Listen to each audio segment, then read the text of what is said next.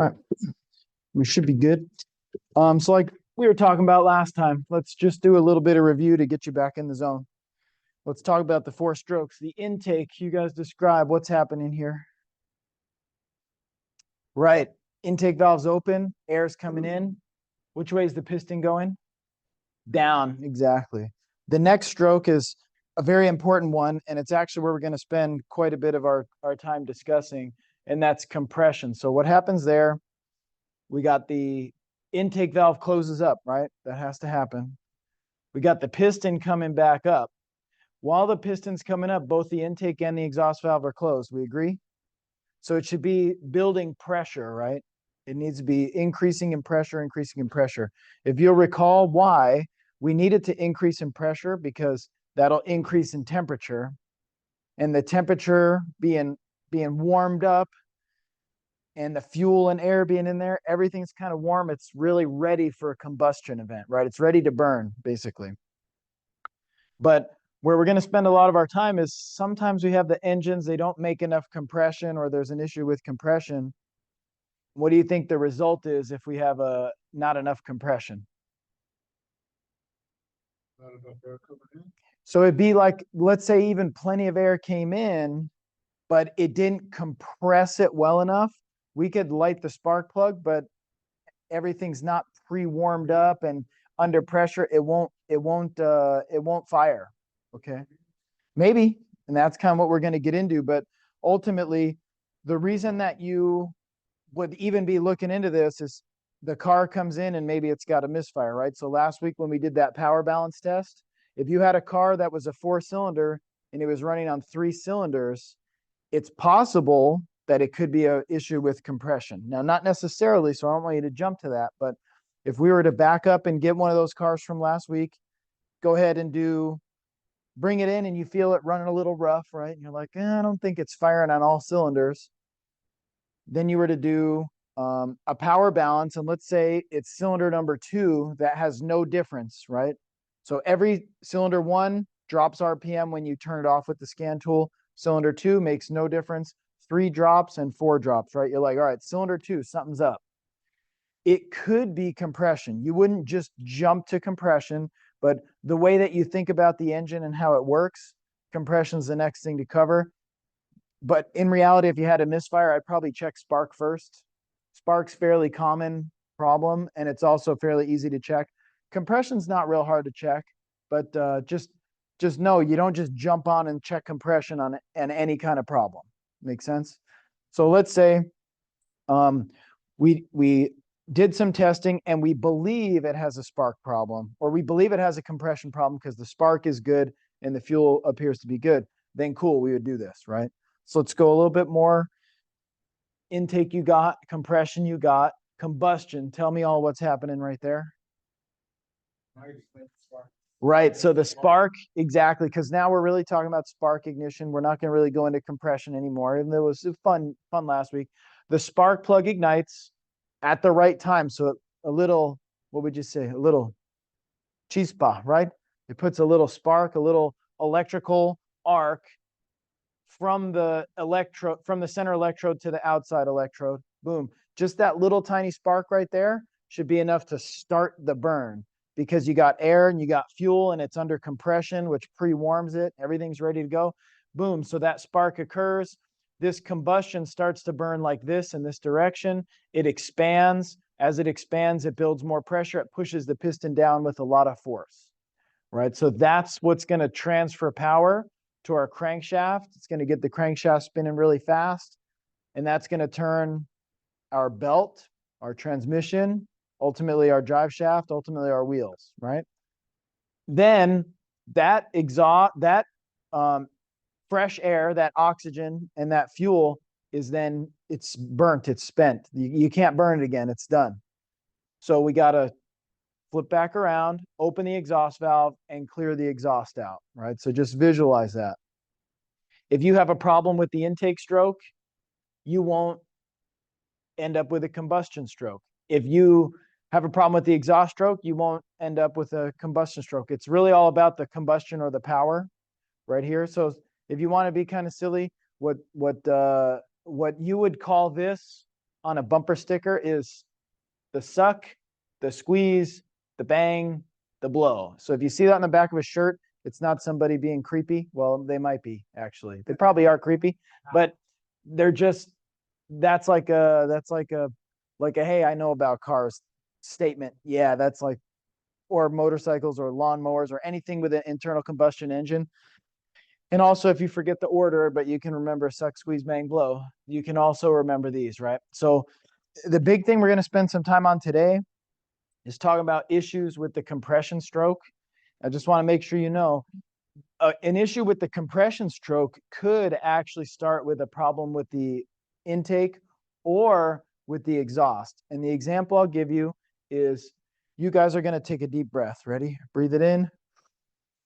All right. You feel the air go into your lungs. You could now like build compression in your lungs. But if you try to take a breath in with your mouth closed and close off your nose, you can't really suck air in, right? So if you had a problem where the intake valve wasn't opening because there was a problem with a cam lobe or a push rod or something, that can result in a lack of compression. But at this stage, what we're mostly going to focus on is like loss of compression through leakage, okay? I just want to make sure that I don't make you believe the only way you have low compression is if you have leakage of compression. There are a few other things like the intake valve not opening or even the exhaust valve not opening. So if you take a deep breath in and then you don't breathe it out, can you take another deep breath in? Obviously not, right? So we need to have the intake stroke good and the exhaust stroke good. Don't underestimate those.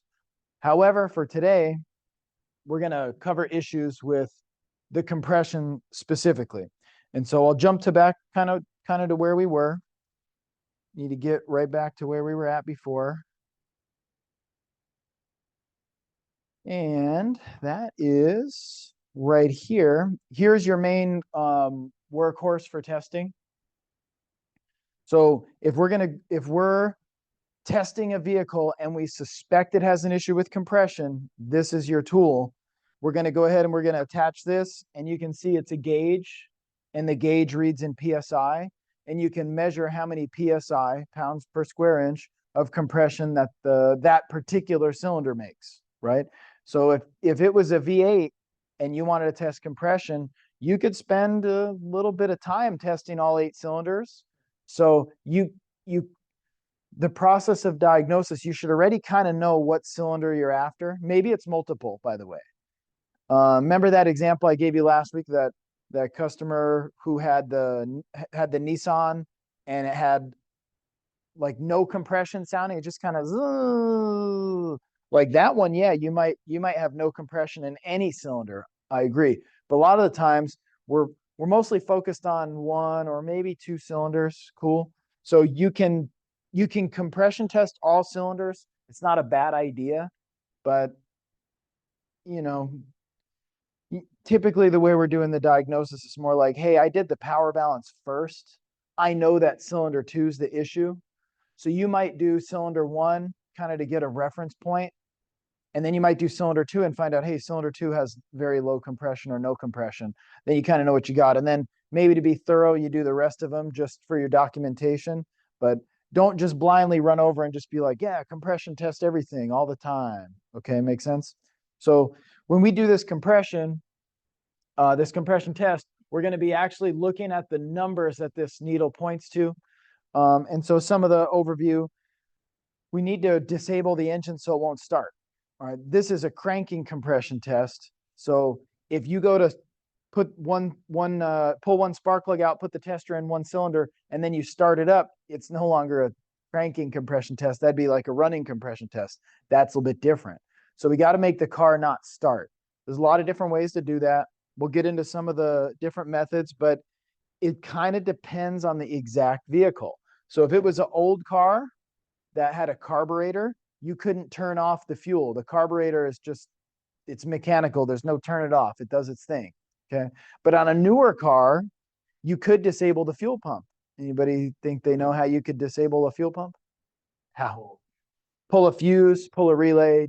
Sometimes you could disconnect the pump, but sometimes that's a lot of work, right? So when we go over this, I'm going to throw a lot of different ways to do the job. Because what you guys found out last week was you understood the vacuum test, but on depending on the vehicle, you might connect it here, you might connect it there, you might do it a little different on the Camaro, you might do a little different on the Crown Victoria.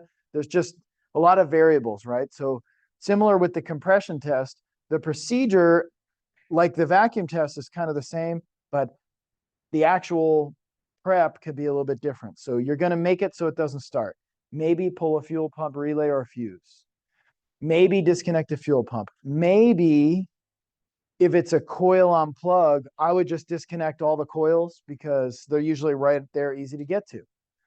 On some instances, it might actually make more sense to disconnect a crankshaft position sensor because that is an input to the ignition system to fire all the coils. So if you disconnect one sensor, it'll be like disabling all the coils, right? So this can kind of vary. All right.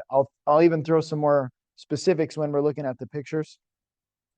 And then once we have it disabled, we're gonna test them one at a time, and we're gonna crank it over.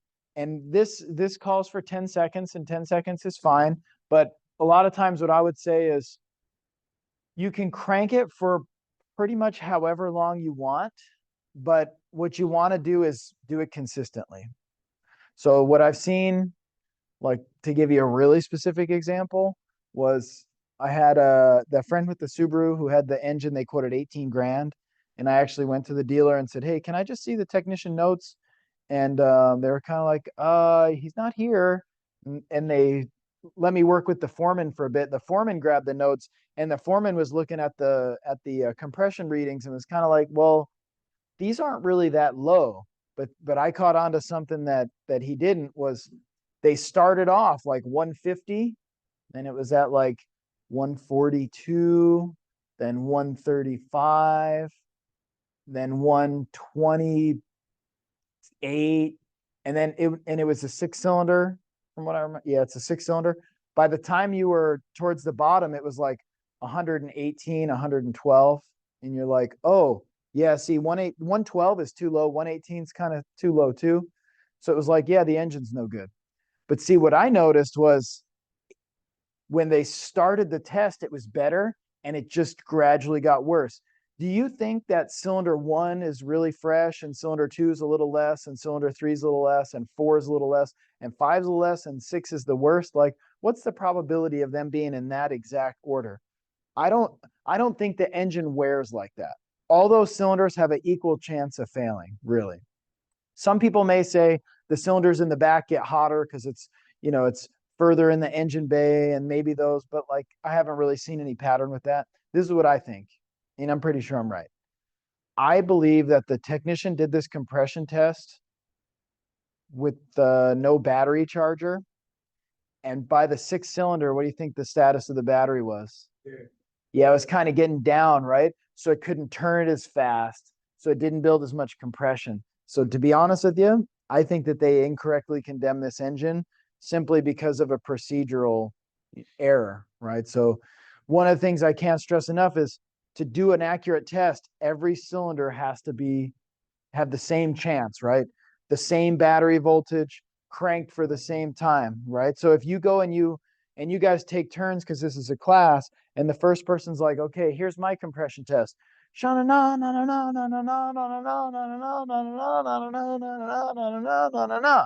right, but then the person who does cylinder number 6 is kind of like, here's mine. And it was like the first person did 10 full cycles of the engine, and then the last person only did 2. I'm going to bet you that cylinder number 6 is going to read a lot lower than cylinder number 1. And it has nothing to do with how worn the cylinder is. It's just they didn't hold it that long, right? So when it says 10 seconds, I'm cool if you want to do 10 seconds. I probably wouldn't do much less than 10. You're going to at least have to do, when you listen to it and it kind of goes, na na na na na, each of those is like a compression stroke.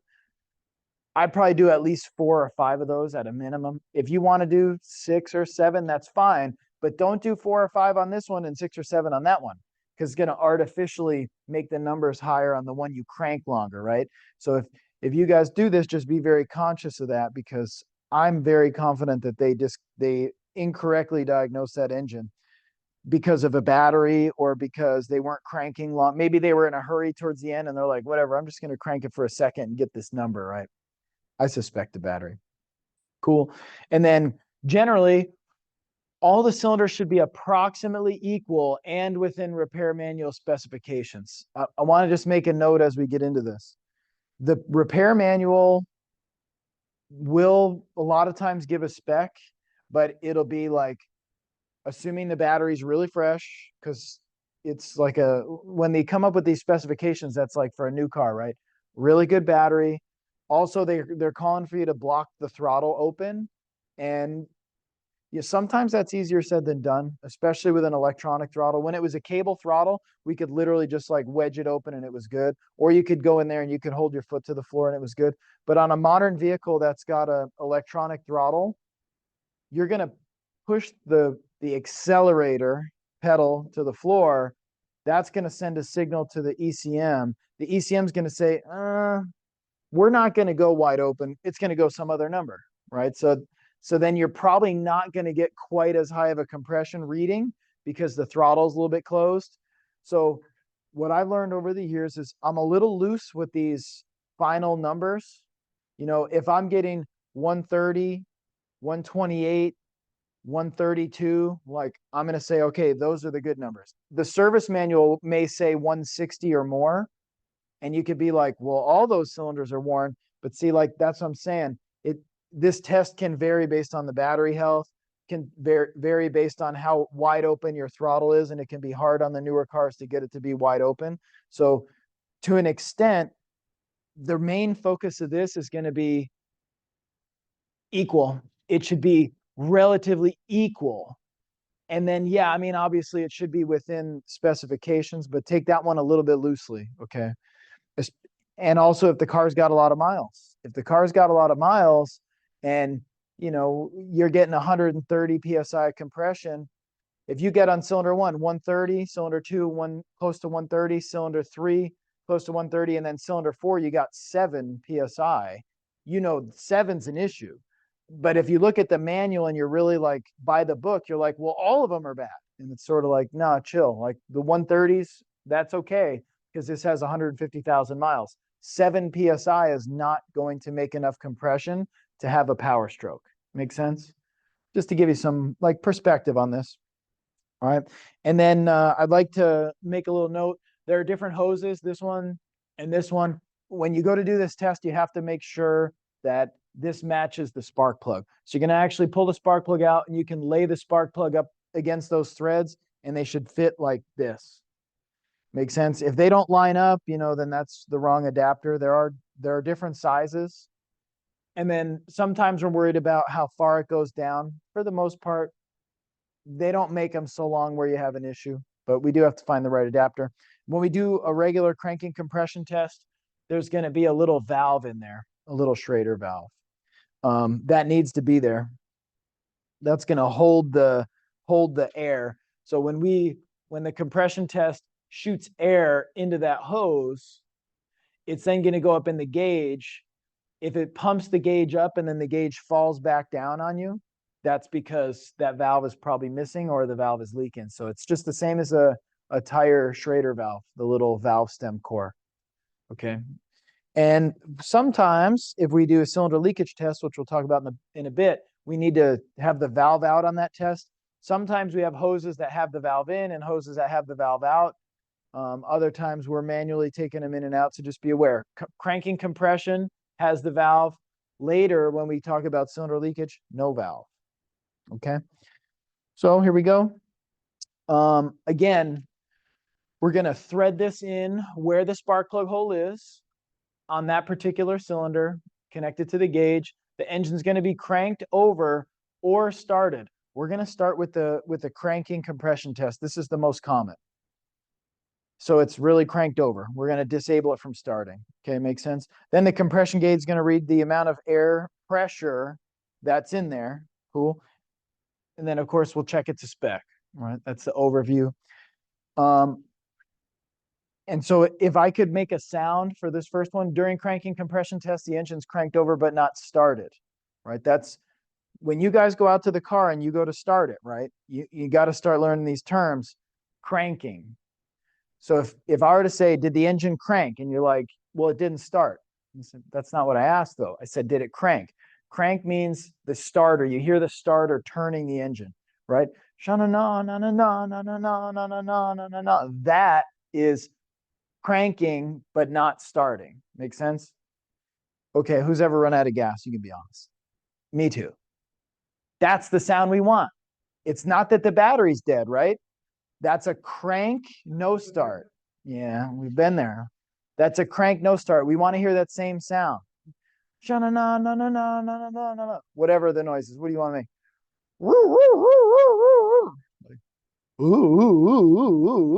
All these sounds. This is all cranking over, but not starting, right?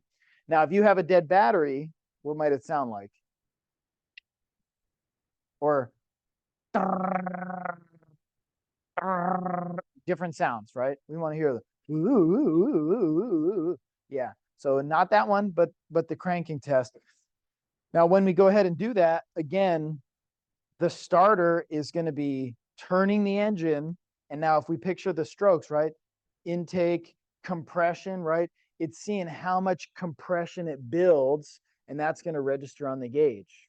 Make sense? So if we have a cylinder that has a big problem, it might not make enough compression. Then we're like, ah, cool. It's low compression on that one. Remember, number 2 was the example. Cylinder number 2 has a misfire. In this test, if we find it has low compression, then we're like, all right, it's low compression on cylinder number 2. That's not totally diagnosed, but you're much closer to the diagnosis. You know, if you have low compression on cylinder 2, you know you're not worried about the spark plug and the wire and the injector and you see what I'm saying? Like, so remember, I tried to give you some perspective last week where sometimes customers, I think it was actually the first week, sometimes in the DIY mind, when it's your car and you're very emotionally tied to it, you want to try the cheap stuff first. That's not a good way to run a business. Like, you want to recommend the parts that are the cause of the problem, not just what's cheap, right? So the DIY person who doesn't know better and they're emotionally tied to the car because it's their money, they're going to be like, oh, well, let's do the spark plugs because they're cheap. Well, I would argue, I think that's a bad practice. Let's do the injectors because those are cheaper. I just hope and pray that it's not the engine, right? So we'll throw all these parts on it. We'll put in spark plugs and coils and injectors. And if that doesn't fix it, then you're like, oh, it must be the engine. Totally bad practice. Really bad. And not going to hold up in court, by the way. If you go to court, there's people similar to me and people who are smarter than me and more qualified than me who get hired by law firms or they might be on the manufacturer side or whatever. There's people that are going to come into court, and if that was your testimony, like, well, I did all the cheap stuff first, they're going to be like, whoa, like you're losing that one. You know, it's going to more be like, well, what tests did you perform before you sold that $200 worth of spark plugs and coils and then $400 worth of injectors? And be like, well, they were cheap. There was no test, right? So the test is, if you think it's an engine issue, you compression test it. If the compression test fails, it's an engine issue. It has nothing to do with spark plugs and stuff. Kind of makes sense? So when we start to talk about this, the cranking compression test is performed when indications show a misfiring or dead cylinder that's not caused by ignition or fuel. Those are the possibilities, okay? So when you got a cylinder and it misfires, it could be no spark, we agree. It could be no fuel, we agree. But it could also be no compression. And compression's where we start because we start with the base engine, right? Then in the following weeks, we'll get into, hey, how do you check fuel? And how do you check if it's an injector? And how do you diagnose that? And we'll also check, how do you check if it's spark? And how do you tell if it's a spark plug or a wire or a coil, right? But for now, we're just starting with an engine, the base engine.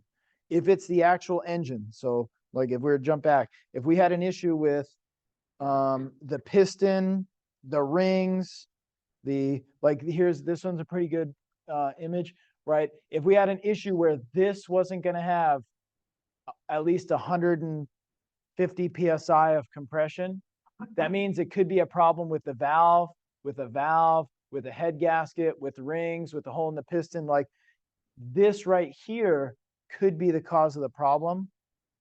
That's what we're focused on. Cool. That's why we're doing a compression test. So when we're back to over here where we were, a compression test measures the air pressure as it's compressed, cool, and they should measure within about 10 to 15%. So let's say you got one and it was 150, and then you jump to the next one and it was 140. Rough math, do you think those are within 10%? They are, right? Those are pretty close. Exact what percent? I don't really know. To be honest, I have never busted out the calculator and started to like, is this 10% or is it 12%? Like general statement, they should be within 10 to 15%. So if you got one that's 150, one that's 140, one that's 160, like those are all pretty close. If you got several that are, let's say 140, 150, 160, and then you got one that's 39, that's not within 10%. That's a big problem, right? So just approximately 10 to 15% is the cutoff. Make sense? And again, this is mainly from the perspective of you got a misfire. So if I were to back up and talk about that car, remember I told you they asked for Pablo. That's the first red sign. The red flag is like, that means that you got my name from somebody who calls me that, which is okay. I got you. What do you need? The car is on the side of the road and it won't start. I'm kind of like, okay, let me pull up and check it out. And they go to crank it, right, and it just goes. You don't really hear any compression.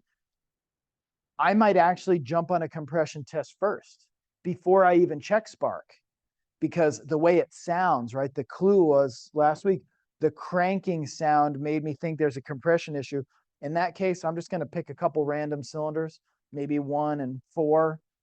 Boom, compression, 0 on 1, 0 on 4. Like those are technically within 10% of each other. That's still a fail. Make sense? So like, don't take this exactly perfectly literal. The whole reason I did the test is because I think that engine's making no compression on any cylinders. And in the case of that one, that's exactly what it was. In fact, I didn't even have my compression tester. You know what I did? I just yanked the spark plug out, and you literally can crank it over and throw like a paper towel on the cylinder. And what should it do when you crank it? It should pull it in and push it out, and pull it in and push it out. But right, poof, poof, poof, poof, poof. And if it doesn't, you're like, whoa, that doesn't have like a little bit low compression. That's got like no compression. So when that one didn't even push or pull the paper towel, it was like, well, actually, I think probably the timing belt broke. That was I left him with that. I think it was a chain, actually. I think the timing chain broke. So I left him with that diagnosis right on the side of the road with no tools. And just said, dude, like, don't. At this point, that was really fast for me to figure out. We're good. I leave. You don't owe me nothing. But if you want like 100% diagnosis, we're going to have to spend a lot more time, and you're going to have a bill. And I'm going to bet you're not going to want to fix it because it's going to be thousands of dollars. Right. So just really knowing this system and knowing how the engine works, you can do a pretty good diagnosis. Right. So we'll walk through the steps. Again, when we go to do this, let me back the lights off a little bit for you. When we go to do this, we've got to, we have to access the spark plug. And when it's on a modern vehicle, that's my favorite type, because you'll notice right here, there's 4 coils right here. Remember how we have to disable the engine from starting? I personally would just disconnect those 4 coils. You can see the connectors in gray. Disconnect, disconnect, disconnect, boom. Now it's not going to start because it has no spark on any cylinder. Cool. We're chilling. And then when it talks about disabling the ignition system by grounding the coil wire, that's different than disconnect the primary circuits. Okay, we haven't covered ignition yet, so it's tough. But if I back up right here, see these little gray connectors? They have little wires in there, little tiny wire. That's the primary circuit. If you disconnect the primary circuit, you're good. The primary circuit is low voltage, little regular basic wires. Over here, when it's talking about grounding them, that's if it's a little older. Like, you guys ever seen an old V8 with the 8 wires going to the spark plugs on the side, like a like a small block Chevy, like something like that, small block Chevy. All right, that one, if you wanted to disconnect those secondary wires, that's the big fat cable, like the high tension cable that has a lot of voltage in there. You could pull that and you could leave it hanging, but it's going to try to arc to anything it can. The reason I really want to bring that up is if you lay that over near the exhaust somewhere, A, it could lay on the exhaust to get burned, but B, it's going to try to arc to the exhaust. What if you had a little bit of fuel leak, a little bit of fuel vapor, right? So boom, that thing's just started on fire. All right. So and there's actually another reason when we disconnect that has a really big gap, and the coil is going to work its hardest and trying to run the highest voltage it can to try to arc that huge gap. We'd actually be saving the coil to disconnect that spark plug cable and actually ground it to something, like disconnect the spark plug cable and put it right on an exhaust stud. Boom, just connect it to ground. It sounds like you're shorting it out, but that's actually better for the coil. Okay. So on new stuff, like I told you, this is more of my favorite. We're going to go ahead and just disconnect the primary, which is the small connectors, and we're good to go. If it's old school, like you're saying, you had that Suburban or whatever it was, right? Then you're probably going to actually pull the spark plug wire and then ground the wire. It's going to be better. Okay. That's really what that's saying, interpretation a little bit. And then remember how we need to make it not run. Well, there's a few different ways to do it. One of the good reasons to actually disconnect the fuel, this is a fuel pump relay or the fuel pump fuse, is if you're doing this test and you're cranking it over, aren't the injectors going to be spraying fuel? Right? So as you're cranking it, it's spraying fuel. And then you're doing cylinder 2 and it's spraying fuel, and cylinder 3 and it's spraying fuel, and cylinder 4 and it's spraying fuel. Yeah, you don't really want a whole bunch of fuel sprayed down in those cylinders. It's bad in several different ways. So it's good to disable the fuel. Now, the interesting thing is on a newer car, if you disconnect the ignition coil primary, it will set a code in the ECM and it will disable the injector for that cylinder automatically. But it's hard to say which ones. Like if you were to pull up a car and be like, hey, I don't know, pick something. Tell me anything. Camaro, 2014.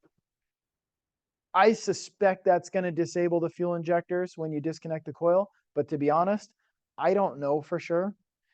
So that's kind of what's hard about some of these tests is I can't make it such a routine where you can do the same routine on every car, because each car could be a little different. If it's much older than the Camaro, though, no, you really need to disconnect fuel. You need to disable fuel. All in all, just disconnect it. Just basic. Sorry. Yeah, I would. Yeah, I would. And then, sometimes, though, that can be a little bit of a pain. So if you're going to pull the relay, cool. How do you know which relay it is? Exactly. And now I'm good with, these are great answers. And in a school setting, that's exactly what I want you to do. When you're out in the field, though, and you're trying to bill, your big money, time is money. So you're going to be like, oh, if I have to look this up and I have to look that up and I have to look that up, and then it's like, you can't do the compression test that fast. Remember in the flat rate system, we're all trying to beat the clock.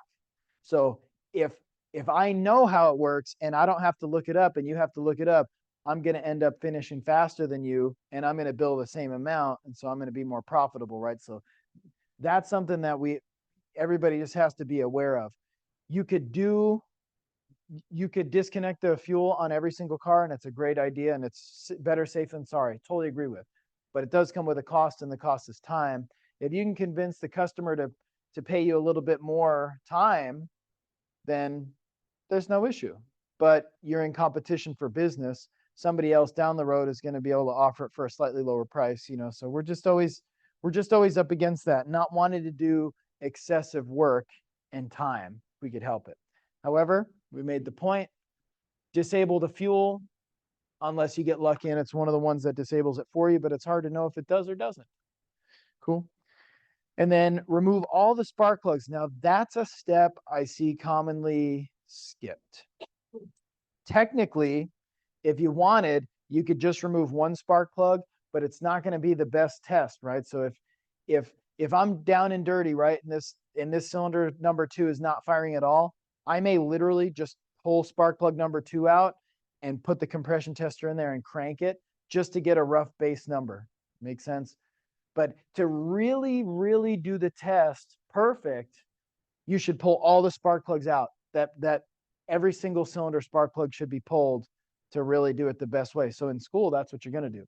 On the side of the road with that Nissan whatever, that's a no start, and I hear it sounds like it has no compression, I'm breaking 10 different rules to diagnose that piece of junk on the side of the road. The first thing was I just pulled one spark plug, put the compression tester in, and in my case, it was actually just a paper towel. Now you guys know. And I cranked it over. I broke several rules right there. So take this as like this is a best practice, and this is the by the book way. But under some circumstances, you know, you can do this test without removing all the other spark plugs. It just, your readings may be a little bit funny. You see what I'm saying? But if I got a totally dead cylinder, I could break the rules and still find that that cylinder has no compression and have very little time invested. Right? So remove them. That's what you're going to be doing today, removing them all. Install the compression tester. So you see this hose goes down in there, threads in. That's the adapter right there. It's got a little rubber seal. When we go ahead and thread that in, you don't need to put a wrench on it. We're just going to hand tighten it. If you tighten it too much, it's really hard to get back off. Oh, and one thing, when you go to pull these spark plugs, you should be using a spark plug socket. A, and B, on some of the newer stuff that have them from the top like this, they have a little tube right there.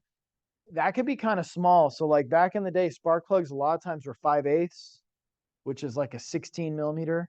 And then a lot of new stuff, they're going to 9/16 or a 14 millimeter. If you try to put your 5/8 socket down in there, it'll get stuck in the tube. Those are really hard to get out. So if it seems like the spark plug socket won't fit in the tube, just slow down. Let's figure out, does it need a different socket before you get it so stuck that I can't get it unstuck? Been there. That's as much as I need to say. Install the tester and then look, hold the throttle down. What's that mean? The throttle. Yeah, exactly. So gas pedal to the floor, which again on a newer vehicle doesn't guarantee that it's actually truly wide open throttle, but do it consistently, right? And then you're going to crank it. If you remember, it said 10 seconds. There's different ways to do this. If you want to do 10 seconds, 10 seconds is fine. If you want to look at the needle, if you can see the needle, which that's the problem. Like this sounds good from the book, but if you hook up the compression tester and the needle's here, the person inside the car can't see the needle. If you got a really nice long hose compression tester, maybe you can set it up on the windshield, but probably not, right? So yeah, but in theory, you should crank it until it jumps at least 5 times. You know the way you can actually kind of tell if it's been 5 times? Remember that noise I made? Sha-na-na, na-na-na, na-na-na, na-na-na, na-na-na. Like you'll hear a rhythm, and then it goes on repeat, or it's woo woo woo woo woo woo woo woo. I mean, whatever. You want to make a noise? What cranking noise do you want to hear? Described like as a puff. Puffs, yeah, 5 puffs, exactly. Puff, puff, puff, puff, puff, like that, yeah. So you'll hear a rhythm, 5 of whatever the sound is that you kind of interpret. You will hear a rhythm though, right? So, and if you want to do 6, cool. And if you want to do 10, that's kind of a waste, but sure. But you got to do it the same. You can't do 5 here and then be like, you know what, later I'm gonna do 10, because then you're gonna throw your numbers off with your test. Cool. And then you're just literally gonna do a couple of things. They recommend record the first and last needle readings. That's kind of hard to do, but it's not a bad idea. The first one is kind of telling you like how much compression on just one single compression stroke. And that's kind of telling you a little bit more about like cylinder fill, like let's say how well the engine's breathing, I guess is kind of like the first one. If the engine doesn't get a really good breath, the first pump will be a little low. and then it'll build its way up to inspec, which means it technically makes enough compression, but it seems like it's maybe not able to breathe all that well. So it has to do with volumetric efficiency, right? Cool, but you want to do it 5 times, do it 5 times, record the first and last, and then like this one, for example, if you guys can see, looks like, let's see, 125 something, 175. So what's between 125 and 175? That'd be 150, right? But it's a little below 150, so it's hard to say on this one. I bet you that one's probably about 140, or 125, 130, 135, 140. Actually, it's 145. So that's a 145 PSI compression. That's a good number, by the way. Now, yes, the service manual may specify up to 200, but again, that's with the throttle wide open, a really fresh battery and stuff. But if I saw that number, that sounds pretty good. Now, if the next 2 cylinders I test are at 200, now that number has become bad, right? So we do need to reference it to the other cylinders to get an idea. Cool. Oh, and one thing that this actually missed I'd like to add was, remember that thing I told you about that Subaru, right? By the time it got to the 6th cylinder, the battery was kind of low. Well, you're running all these tests off the battery. We need to put a battery charger on it. Need to get the battery in maintain. Sometimes I'll even take the jump pack and put it on there just to give it an extra boost and carry it all the way through. And then towards the end, if they start to fall off a little bit, I could slow down and I can let the battery charge up a bit. Cool. So just remember that. All right. And then the next step, right? So which we will do in class is if any of the cylinders have low compression, right? So you don't just do this because. If any of the cylinders had low compression, perform a wet test. And you're like, oh, what? What the heck's a wet test? Well, it's real simple. We're just going to do the exact same test, except before we do it, we're going to put a little bit of oil in the cylinder. And if you guys want, you can even retest all your cylinders if you'd like. But the reason that we do this is you can see it. It talks about the piston rings. But I think the best way for me to explain this is actually to back up here. Remember we had this picture? In fact, this one will work probably pretty well as well. So when that piston comes up to make compression, remember it's got to have these piston rings that are going to be sealing the piston to the cylinder wall. And when that comes up, those piston rings being healthy, it should make a lot of compression. But if your rings are kind of worn out, can you see how it's the air as this goes up, as this is going up, the air can leak past the rings and you'll end up with less pressure up in the top. Can you visualize that? All right, cool. So that could be a lot of things. So when you do the cranking test, if one's low, the next quick, real easy, down and dirty trick is just to put some oil in there and do it again. And if your number jumps up substantially, like let's say you made 80 PSI, you put some oil in there and now it makes 140, that's a big jump, huh? What the heck would the oil be doing to make the number jump so high? Yeah, it can help. Like worn piston rings can actually be helped out a lot by putting some oil in the top. You'll put the oil in, it'll run over to the side. It'll kind of like sit up against the rings and that'll make it so the air doesn't blow by the rings so easy. So if you got a big increase with a wet test, your number one suspicion is piston rings. Make sense? However, that could also be related to a worn cylinder. So worn piston rings and a worn cylinder kind of go together. If you have a cylinder and your cylinder is gets a little bit out of round, right? A perfectly round cylinder is going to seal well, but what if it gets a little bit oval? They call that an out of round cylinder.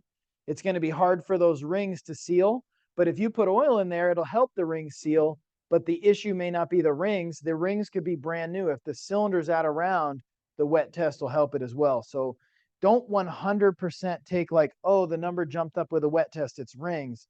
It's more like it's related to the rings, right? It could even be wear on the piston. It could even be wear in the cylinder. But what you do know is that the problem's definitely on the bottom end, okay? So the bottom end being below the head gasket, piston, rings, or cylinder actual wear, okay? So we know it's one of those. And that would actually probably be good enough to consider it diagnosed, because at that point, you're probably going to be selling that customer an engine, either a rebuild, replacement, a junkyard one, right? So you're going to be like, hey, you don't need to buy coils and spark plugs and these other parts. You got low compression in cylinder number 2, and it came up with a wet test, so it's rings or at least bottom end. Sell the engine. But if you really want to go further, or in some cases, if you have to go further, like some insurance companies or manufacturer of the warranty may say, well, we want to actually, we want tear down. We want cylinder leakage percentage. Someone may ask you for more diagnosis.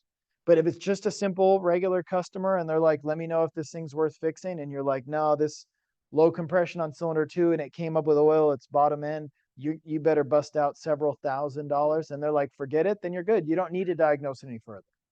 Okay. What if the valves are on? If we had a problem with valves, and we'll get into that one, it wouldn't change with the wet test. Yeah. So Seals in, so it's would be sealed on top, right? So we'll flip that on the other side. That's a good point. If you do the wet test and it changes, it's in the bottom end. But if you do the wet test and there's no change, that tells you it's not the rings, it's not cylinder wear, it's not piston wear. That means probably we're thinking valves. It could always technically be the head gasket too. So yeah, I'd say more like top end. No change, I'd be leaning towards top end. And actually, that's probably enough to consider the diagnosis as well. But we are going to go a little bit further in how to pinpoint what the source of that compression loss is, but that'll give you a pretty good clue. So if you're just, getting her done out there and the wet test doesn't change, you're like, ooh.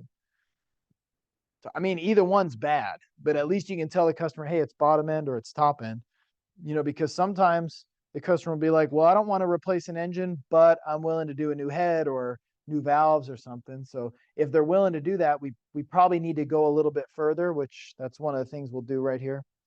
All right, so you guys kind of get the compression stroke, or the compression test. Does that make sense to you? We're measuring how much compression it builds. The compression could leak past the rings and down. The compression could leak past the valve and up, which I think a picture would help you. So if we had, this one shows it better. You see this valve right here. What if that valve was stuck open a little bit and we brought it up on compression stroke? Do you think it's going to build a lot of compression? That air is going to leak right out there, right? And that's an exaggeration of what could happen. In reality, the valve may just have a small crack. The valve may be a little bit out of round. Where the valve seals in the head might have got a little ding because the little screw fell out of your ratchet and went down in the cylinder and got slapped once by the valve, and now it's got a little dent in it, Not like I'm speaking from experience or anything on that. So these types of things could happen. It could be top end, right? Now, as we get further in the compression test is a basic test. And it's a great test, right? There's all our steps, as you'll recall. However, what if we wanted to, there's different ways to do this. What if we wanted to see a little bit more or test in a different way? We could actually do it in some cases with a picoscope and oscilloscope. They may call it a DSO, a digital storage oscilloscope. So there's two different ways to do this. One, LabScope has the ability to graph the change in a cylinder's compression through the 4-stroke cycle. Information about the internal cylinder integrity is critical to evaluating the condition of the engine before work is done. This can be done through a pressure transducer. Hold up. What the heck is a pressure transducer? All right, all that is real simple. It's a sensor that measures pressure and makes it into like voltage, like an electrical signal. All right, so rather than using your gauge, you'll use a sensor. The sensor will thread in. That sensor will connect to a device like, we'll leave this kind of vague now, just a scope. The scope will record the pressure change over time. So when we're dealing with a lab scope, whether it's Pico, whatever, there are different. Picoscope is a brand name of a lab scope that tends to be kind of like the industry standard. what that can do is it can actually graph the pressure over time, right? So in this later picture I'll show you, that can tell you a lot more than just a gauge, right? The gauge will record your high, but what the scope with a pressure transducer will do is show how quickly it builds, how it holds, what the high was, and it can show you over and over. And let's just say you're working with a particular manufacturer, and the manufacturer says, hey, we want your compression test results. You can give them like some handwritten scribbly piece of something and be like, yeah, here's my test. Or what if you had a scope that was PC based and you could record a file and show that exact file and then send the file off an email to the manufacturer, and the manufacturer can have like a database of those and be like, oh yeah, this is normal, oh look at that one, hey, that one we noticed the way it's building pressure is weird, right? Can you see how it's a little more scientific when it's recorded electronically rather than your scribbled crappy numbers and just reading off the gauge, right? So this is something that's, it's up and coming, but it's also been around a little while. So I got a couple of videos I'm gonna let you guys see. Cool. And then there's another one that I like to throw in there. It can also be done less accurately by measuring the amperage to the starter through monitoring RPM. So this is what's kind of weird. When the starter turns the engine over, remember how it kind of does like a sha-na-na, na-na-na, na-na-na? Well, when cylinder one's coming up, when it's building compression, it's kind of hard for the starter to do its job, right? Do you know that? Because it's building compression. When the starter has a hard time turning, it draws more amps. Cool. So it draws, let's say, 200 amps. And then when cylinder two's on compression, what if it only drew 100 amps? And then when cylinder three's on compression, it drew 200. And then when four's on compression, it does 200. One's on compression, it does 200. Two's on compression, it does 100. What's that telling you? Exactly. Cylinder number two is only drawing 100 amps, which means it's easy for the starter. So the thing is, it's a little bit complicated to set up, but it's a really cool test because you can measure both RPM and starter amperage and be like, you'd have to time which cylinders on compression at which time, but you can actually find out which cylinders have low compression, and you don't even have to pull spark plugs out. You don't have to disable the fuel. You don't have to do anything, right? So there's another cool trick there. I have that example through the Toyota Scan tool. You could go in, connect to the vehicle. You could go to this specific active test, check the cylinder compression right here. When you do that test, you're going to actually crank the starter and it's going to measure RPM. All right. And now you'll notice cylinder one was 250 RPM. So that meant when cylinder number one was on compression, the piston moved really fast. Like the whole engine sped up. Interesting. Then when it was 2, 3, 4, 5, 6, 7, and 8, they were all around like closer to 200. So when the engine's cranking and it slows down, that's because it's fighting a lot of strong compression. But when the engine speeds up, it's because it's easy. All right. So anybody ever kickstart a dirt bike, motorcycle, any kind of something? Pull start a lawnmower or something?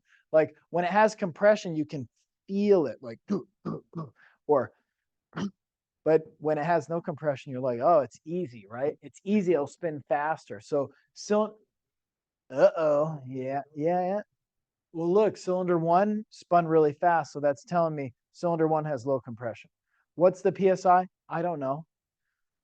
Who thinks they know why we would do this test rather than an old school compression test, or rather than a really cool digital transducer scope compression test? Easier and faster.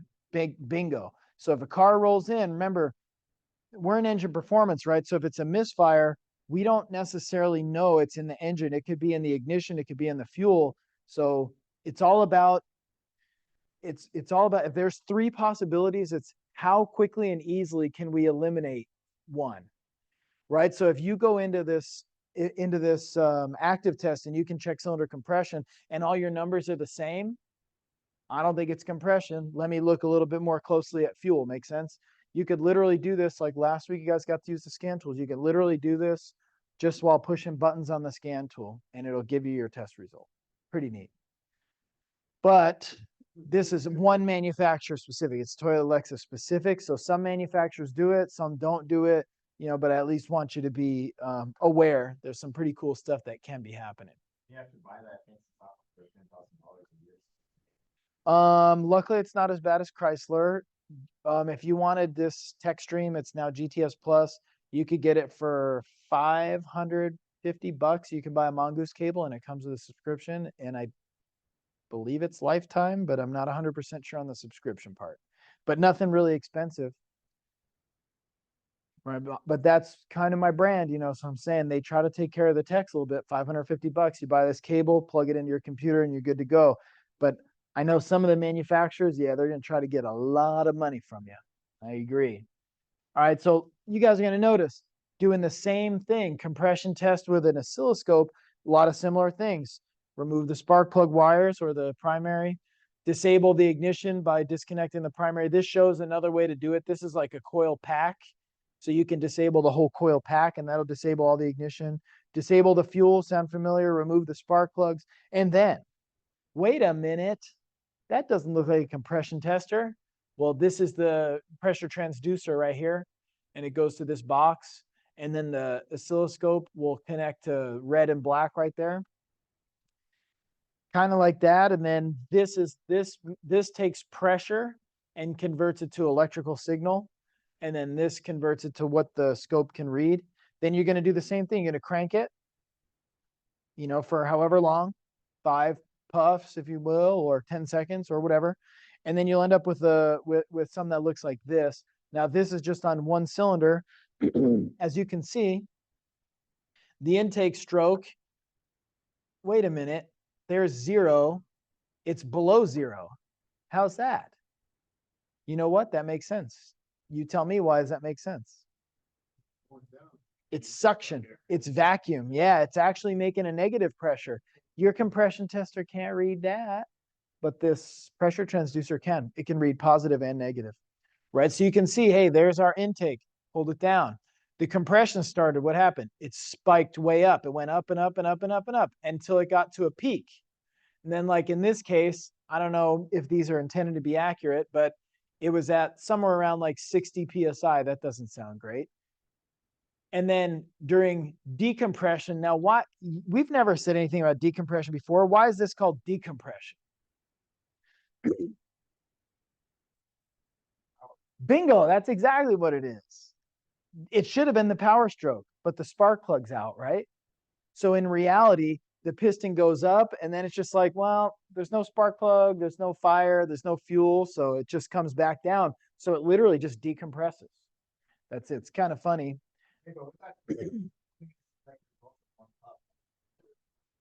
You can continue to crank and crank and crank. So this just really shows two full cycles. So this is four revolutions of the crankshaft shown right here. Actually, it's 8. Well, they make a lot of different types. So no, with this particular transducer, you're just literally going to get this graph. And it might, depending on the program, it might have PSI translation or it might not.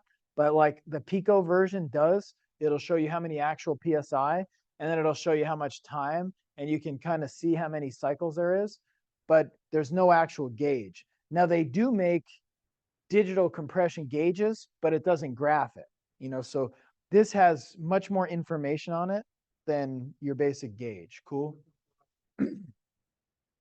Yeah, pretty much. I mean, you can interpret it like this. Like this made sense. It pulled it into a vacuum, built it up, pushed it back down.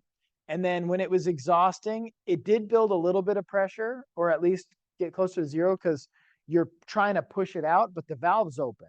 The exhaust valve's open. So it shouldn't build high pressure, but it shouldn't be sucking it into a vacuum like a low pressure. What's kind of interesting is if we were to have a clogged exhaust, you might actually get a little bit of positive pressure right there. Be kind of interesting, right? And then it's just going to do it again and again. The only thing that I see that's wrong, it looks like this cylinder is low compression. 60 is not high enough. 60 is just too low. At least. And it kind of depends on what the other cylinders are too. Right, so this would be the scoped version of a compression test. It's a great test, but again, there's always ways to do better and better tests. It's kind of like when you go to the doctor. If you go to the doctor and you say you got a tummy ache, and next thing you know, they're trying to do like all sorts of like, hey, we need to take a blood sample and send it in to check this and this and this. It's kind of like great. I mean, that's okay if that's what needs to be done. But like if all it was I learned a new word this week. Chilaquiles. Did I say that right? Chilaquiles. If you had chilaquiles and it was bad, you don't need your blood sample. Like you don't want to over-diagnose it, right? So if the car comes in and you're like, you know what, we need to get this waveform gathered from our scope, and we're gonna, you know, like it's sort of like you could absolutely do this if it's a hard to diagnose car, but to do this rather than use the gauge if it's a simple issue, it's unnecessary, right? So when I was newer, I always want to do the best possible test. That's like you go to the doctor after the bad chilaquiles and they're like, we need to take a blood sample and send it to the lab, and we need to do, you know what I mean? Like chill, like I got a stomach ache. What do you think it is? And they'll be like, what'd you eat? And I'll be like, chilaquiles. And they're like, you're too white for that. You're not supposed to eat that. Then it'd be like, you know what I mean? We're just going to keep it simple. So the keep it simple stupid is preferred to me. However, you'll occasionally get these cars that are like, man, this is so confusing. If all you're doing is the compression test with the paper towel, you may need a better test. Then you can do the gauge and you're like, I don't know, the gauge seems all right, but I can't tell exactly what's going on. Occasionally you might need to jump to this. And it kind of depends on who you're working for. If you're working for a manufacturer and they want this file, you may have to provide them this file. Make sense? And even me, like, fixed a lot of stuff. Definitely come a long way since when I was new, but there's still people who know more and are smarter than me and have more information. So sometimes when you're in a job, you may have to send someone else files. It may be an engineer. They might not even be in this country. It might be somebody who's really specialized.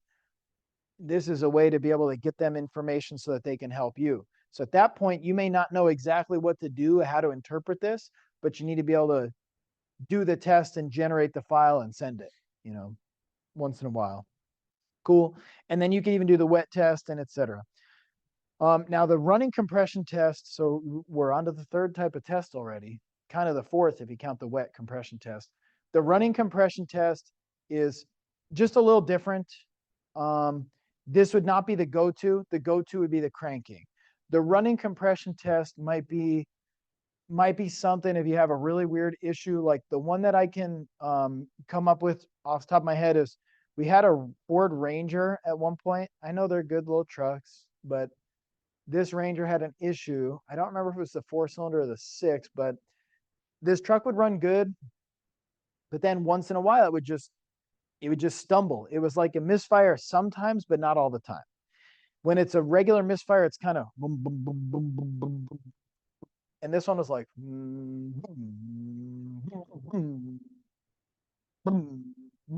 it was very inconsistent.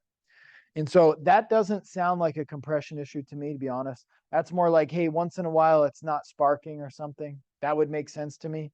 Well, this was at an independent shop in Temecula that hired me only to do diagnosis, which was kind of cool actually. Like I didn't have to get real involved with big teardown jobs, but it's hard to find somebody to do diagnosis, right? And so I had a full-time job at night. I was working 10 p.m. to 6 a.m. and it was good, but you know, I was trying to do a lot of stuff. So more money always helps. So I was like, yeah, I'll do the diagnosis for you. When I get out of work at 6, I'll head down to your place. I'll be there like 7 something and line up all the diagnosis jobs in the morning. And I'll just diagnose this one, however many they have. Sometimes 1, sometimes 4 cars. Once I would write them up and diagnose them, I would leave. They would pay another guy who would stay there all day to do the work. Make sense? So it sounds a little bit weird, but like it's pretty much, yeah, pretty much. That's what I'm saying. So they really just wanted me for my ability to diagnose and troubleshoot. Plus the ASE certifications help when you want to be a AAA approved repair center. you really want somebody with 8 ASEs or more. And so if somebody's got all these licenses and certifications and the ability to diagnose, that they're going to be expensive, right? But if you have somebody who can kind of like follow all data or service info and just do the work that the diagnosis person tells them, that's a business model. So that's what I did. And this one, they had already put some parts on it. I think they had already done all the spark plugs, the wires, and the coil. And I think they'd even done injectors on it. So it was kind of like, I can't assume that the new parts aren't the problem. But if you just look at like statistically, what's the likelihood of it had a stumble once in a while, and then you put ignition parts on it and it still has the same stumble? I don't think the new parts are causing a stumble the same way the old parts were, right? Makes sense? Now, if it didn't have a stumble and we put a bunch of ignition parts on it and now it has a stumble, I'd be like, I don't know about that. And I have a whole nother story about one of those, but not for today. But this was the same, right? So I'm kind of like, I don't think it's ignition related, and the fuel, same thing. I don't think it's fuel related, but we got to do more advanced testing. Compression test was good. Cylinder leakage, which is the next test, I believe, was good. So the engine's good and the ignition's new and the fuel's new. Like, what the heck is possibly going on? This one is a tricky one. And so I actually talked with a few people that I knew, kind of like, hey, what do you think about this? And the smartest people that I knew said, you know what, you really need to do a running compression test on those because they had some issues. I just can't remember if it was the 4-cylinder or the 6, but when I did the running compression test, you're actually looking at the compression. First off, you're looking at how it builds up, and then you can do a snap and see how much it builds up. But you can also take the valve out and look at how the needle goes like live. Make sense? So it's not just how high it builds, it's actually what it's doing. So the needle's kind of doing this, and then once in a while, when the stumble occurred, guess what happened? It wouldn't make compression. It would drop. So I'm like, whoa, it is compression. But see, I did the compression test and it passed. But because it was an intermittent stumble, the actual running compression test did show me, hey, once in a while, the compression falls off and it correlates with the stumble. So something's happening in that cylinder intermittently. Right now, if you think about it, you're like, well, rings are kind of good or bad. You can't have a ring just intermittently like leak compression and then seal back up. This one ended up actually being where the valve opens and closes. In fact, I think a picture will again do us a good favor here. When this valve, I don't remember if it was intake or exhaust, when this valve opens and closes, it needs to close to do compression. It sounds like it could have been stuck. Stuck was a possibility. We've also seen where a valve spring is broken and it won't suck it back up very well. Those would usually fall on their face at higher RPMs. That's part of the reason we did the vacuum test. What ended up actually being wrong with this one was where the valve seats, there's a ring in the head called the valve seat. And that seat is like a hardened metal and it's pressed into the aluminum. The valve seat had broken free from the aluminum. And most of the time it would stay up. And then once in a while, when the valve would open, the valve seat would fall down. And then when the valve went to close, it wouldn't sit right and it would lose compression. And then it would slap back into place. So the valve seat was actually breaking loose. So that was a really hard diagnosis. And that one ended up, it wasn't all that expensive though. Just had to have the head sent out and they re-welded the seat in there, recut the valve seat, redid the valve, and then it was fixed, right? But a cranking compression test would not, no way, no how, help me find that. Cool. So when we talk about this running compression test, that's kind of what it is. So, and there's a couple different ways to do it, but a lot of times it has to do with checking the engine's ability to move air into and out of the cylinder, right? So when you think about the piston, it sucks air in, it compresses it, combusts, and then it moves it out. So when we're doing the running compression test, you only have the spark plug out of one cylinder, all the other cylinders are in there, and you're kind of watching the pressure. Is it pulling air in? Is it moving air out? Is it pulling air in? Is it moving air out? Cool. So it looks pretty good. And then we'll walk through the steps. You're going to remove the spark plug. ground, remember how we were saying you can ground the coil so you can ground that secondary wire so it's better on the coil? That's what this image is. You're actually connecting your spark plug wire, the secondary high voltage, and this is a spark tester, and that's being clipped to, it looks like a stud or a bolt right there. That's good for the coil. Hook up that same old compression tester, and then start the engine and watch it. And now there's a couple ways to do this, so I'll explain one way and then I'll explain the other. And you're going to start it and allow it to idle, and it's going to pump up, right? But then what you're going to do is press the bleed valve, and when you press the bleed valve, which is down here, it's going to bleed the air off, and it's going to go. Then you're going to release the bleed valve, and you're going to watch it pump up. It might do like 50, 75, 100, 125, and maybe end up at 150, right? You're going to look at how quickly it builds up. Does that make sense? If it's not breathing well, like let's just say normal is on the first pump, it's like 50. Then on the second pump, it's 75. Third pump is 100. Fourth pump is 150. Fifth pump or fourth pump is 125. Fifth pump is 150.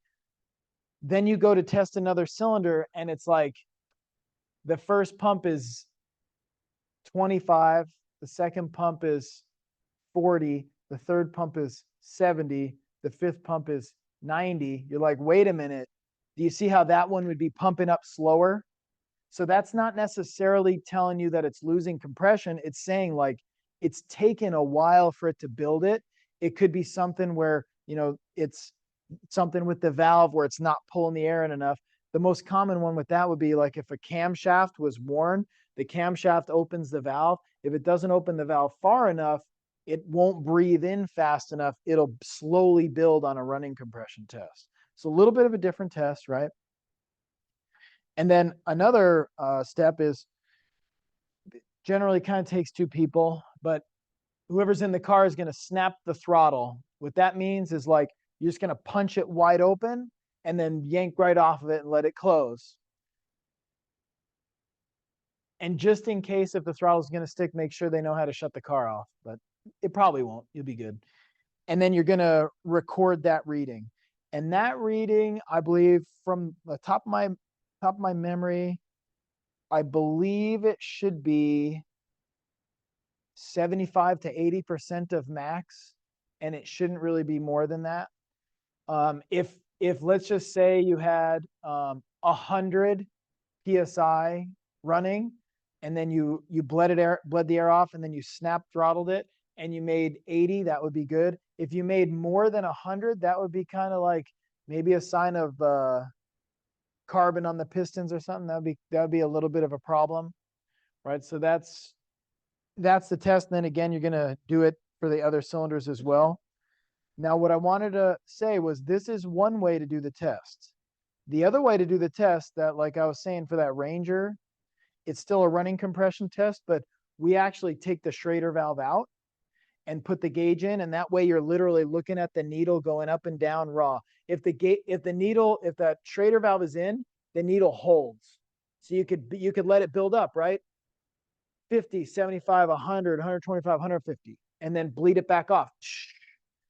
50, 75, 100, 125, 150, great. But what I did on the Ranger was I took the valve out, and then while it was running, the needle was going 0, 150, 0, 150, 0, 1. I don't think it was even making it to 150, actually. I think it was 0, 100. And then once in a while, it wouldn't go to 100. It would fall back down. So the by the book running compression test is this. The one I did, the Ranger, was more like I put my mind together with some people who were pretty smart, and we came up with that. And it did diagnose it. Cool. And then I think you guys understand the wet compression test pretty good. This just went in a little more detail. When we go to put the oil in, a lot of times we're using something kind of thick, like a SAE, Society of Automotive Engineers 30 weight. Like you could technically use the oil that the car calls for, but not like a WD-40 PB Blast, not like that. Like a thicker oil that's going to help it seal. Cool. And we talked about how if the number improves, we think it's bottom end, and if it doesn't, we think it's top end. And you can see we're doing that with the little oil dropper there. Okay, you ready for the next diagnostic test? It's this one's pretty common, but it's called the cylinder leakage test. What the cylinder leakage test does, it identifies a poorly sealed combustion chamber by measuring pressure loss. So this is not like a compression test. You don't crank the engine over. You technically, you could do this with the engine sitting on the ground. So if you want to go to picky part, LKQ or whatever, and you wanted to test a cylinder, test an engine, it's going to be real hard to compression test it because you got to crank it. And the engine's in the dirt on a pallet. So how are you going to crank it? However, you could do a cylinder leakage test because with the cylinder leakage, well, I don't know where your compressor's at, but if you had a compressor with you, but you could do that. What you're actually going to do is inject air into the cylinder and measure how much of the air is leaking out. Makes sense? So you don't have to crank the engine or anything. You do have to set it on top dead center, right? So we'll go through the steps. You see this gauge. It's a double gauge. You'll notice this adapter looks about the same as the compression tester. The compression tester has a valve. The cylinder leakage tester cannot have a valve. So if it does, you could use the same hose normally, but you have to take the valve out. Right? And then when we connect it to the cylinder, we're going to connect the air hose, shop air, compressed air from the shop. We're going to connect it to that. Then we're going to do a couple of adjustments. We'll walk through the steps. This gauge on the left is how we set the air pressure. Generally, we're going to turn it to 100 or to the set number or to the set little part on the gauge. Then when we connect it to the cylinder, this gauge right here is going to show us how much leakage there is. If there's no leakage, it'll match the first gauge. It'll be pegged way over here at set. Every cylinder has some leakage. Your piston rings have gaps. So when your ring comes around, there's an end gap right here. It's going to lose a little bit of compression right there. That's normal. Now there's two compression rings and they're offset. So one could lose a little bit. It should take a while to get to the other side of the piston to lose a little bit more. But all engine cylinders do leak. Okay, so we're not looking for perfect seal. We're looking for something under 20%. Makes sense? This thing over here is showing you in percentage. Cool. And then right here, just this little chart, I want you to make a mental note. Air escaping from exhaust pipe would be exhaust valve, throttle body would be intake valve, cylinder head or radiator could be a cracked block or head gasket. From the PCV system or the oil cap could be rings, but I'm going to expand on that. Rings, hole in the piston, worn cylinder, all bottom end stuff. Right? So just remember this chart because we'll discuss. Remember, you guys did the video on this one. We'll discuss it, and you should, by the time we're done with this, you should be really solid. Between this and the video, you should be able to roll over that shop and be like, I know how to do this. Just give me the tool. And I could do that. Okay, so again, there's your tester. It's a little tough to see, but you can kind of see. This one is just a gauge. So we're going to set it to 100, and then we're going to connect it. And then if it has 100 PSI remaining when we connect it, that would mean there's zero leakage, right? But when we connect the air to this, and this is not connected, just this gauge is going to be active. We set it to 100 so that we have it matching this one. Cool. Then when we connect it, what if it drops to 20%? That's still good. That means it's losing 20% of its air. So it's kind of like 100 PSI when we started becomes 80 PSI when we're connected to the cylinder. That means it's losing 20%. Cool, makes sense? And then what we're also going to do is be listening for where the air is leaking. So if you fail the cylinder leakage test, that's one thing, but typically you do the compression test first. You do the compression test, it has low compression. It has something with the compression, but they're like, hey, is it leaking from, do I need a new head or do I need a new bottom end or do I need a whole new engine or like, what's the leak? Is it a head gasket? Like with the compression test, we don't exactly know. This is going to take us to the next level where we can say for sure where it's losing compression, right? So this is kind of the progression. We already knew that it had a low compression. We just didn't know from where. So we're not only going to look at our numbers here, we're going to be listening to where the air is leaking. And that's kind of what this is saying. Typically up to 20% would be normal. We'll explain it in several different ways, but 20% is normal past the rings. Cool. What if we have leakage past the rings? Let's visualize that on this picture. If we have leakage past the rings, right, we're pumping air in the top, air is charging this cylinder. Where is that air going to come out if it's leaking past the rings? This is the part that confuses most people. It's going to go down, right? Do you agree? But then it's going to go down here. This is where the oil lives. Like, what's it going to do in the crankcase? It ain't going to stay in the crankcase. It's going to try to push out the dipstick tube. And that's why we take the oil cap off.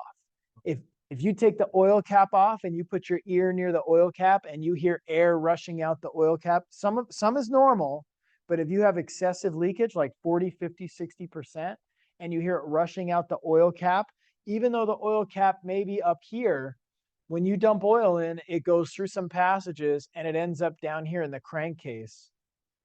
So if your air is going past the rings, it ends up in the crankcase, it's going to find its way all the way up to the oil cap, okay? So if it's air coming out the oil cap, you know it's bottom end stuff. Now, we say rings, and rings is accurate, but worn rings have the same diagnosis as a worn cylinder, as a worn piston. And basically, if we had a hole burned in this piston or broken or whatever, it would have the same, it would leak out the oil cap. It would have leakage. It probably would slightly improve when we do a wet test, right? So that could all be bottom end stuff. You'd be selling that customer either a short block or like a pretty big rebuild or a new engine. Cool. Okay, that makes sense. Now, what if it's an exhaust valve that's not seating because it's burned, cracked, or warped? Where would you hear the air coming out? Exactly. Why is that? Well, look, if you had the exhaust valve over here, this picture's better. If you have the exhaust is on the right, actually. If you pressurize this with air and this valve is, let's say it was cracked or burned, air is going to go out right here, right? It's not sealed right here. Air is going to make its way into the exhaust. Air is going to end up eventually at the tailpipe. I even had one I got pretty good video on that had a pretty slight exhaust valve leak, and you couldn't really hear it at the tailpipe because it had like a dual exhaust, and the newer cars, sometimes they don't have a regular round tailpipe. They go to like a trim piece on the back bumper that's chrome and it's shaped like a triangle. And like, I'm putting my ear up there and I'm like, I can't really tell. What we actually ended up doing was taking a glove and putting it on the tailpipe and zip tying it. And you walk back there and the glove goes like this. But it was so hard to hear, but it expanded like a balloon. We knew the air was going back to the tailpipe. So it was an exhaust valve diagnosis. Right? So what if it comes out the throttle body or like the air intake? Same explanation, but it's not the exhaust valve if it's coming out the air intake. Intake valve, exactly. Yeah. And it's good to know which one it is, because if you end up doing the repair, you're like, oh yeah, it was cylinder 2 intake valve. So when you pull it apart, you're like really focused on cylinder number 2. Sometimes the defect in the engine's hard to find. And you're expecting that valve to look messed up, but you look at it and you're like, I don't really see an issue, but you know it was cylinder 2 exhaust valve. You could spend extra time to really find the problem. Okay, makes sense? What if, this one gets weird, although it was in one of the videos, what if we had leakage coming out the radiator cap? Yeah, it was bubbles on the video, huh? And that would be like a head gasket. But technically, a head gasket could also be like a cracked head, a cracked block, or warped, right? So when we say head gasket, I'm good.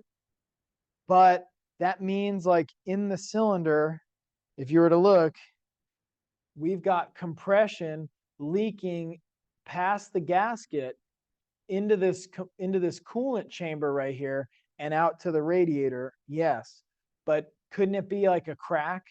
Couldn't it be a warp? We say head gasket, but when you do a head gasket, you really need to check the block and the head for being straight and flat. You need to check for cracks because a head gasket is what we say, and it probably is, but it could also actually be the metal too. The metal can be damaged as well. Then a new gasket can't seal against metal that's cracked or warped. Okay, pretty good. What if we had a leak from an adjacent cylinder? Who knows what that means? Adjacent. Exactly. Two next door. So if it's a 4-cylinder, you have cylinder 1, 2, 3, 4. If you put air to 2 and you hear it leaking out of 3, how the heck to get over to 3? Well, if you'll recall, yeah, I didn't even grab a marker, but that's okay. If you will recall, you have cylinders like this. There's only a little tiny head gasket between the cylinders. So if the head gasket between the cylinders fails, cylinder 2 will leak into 3, 3 will leak into 2. You know how we could find that if it was compression?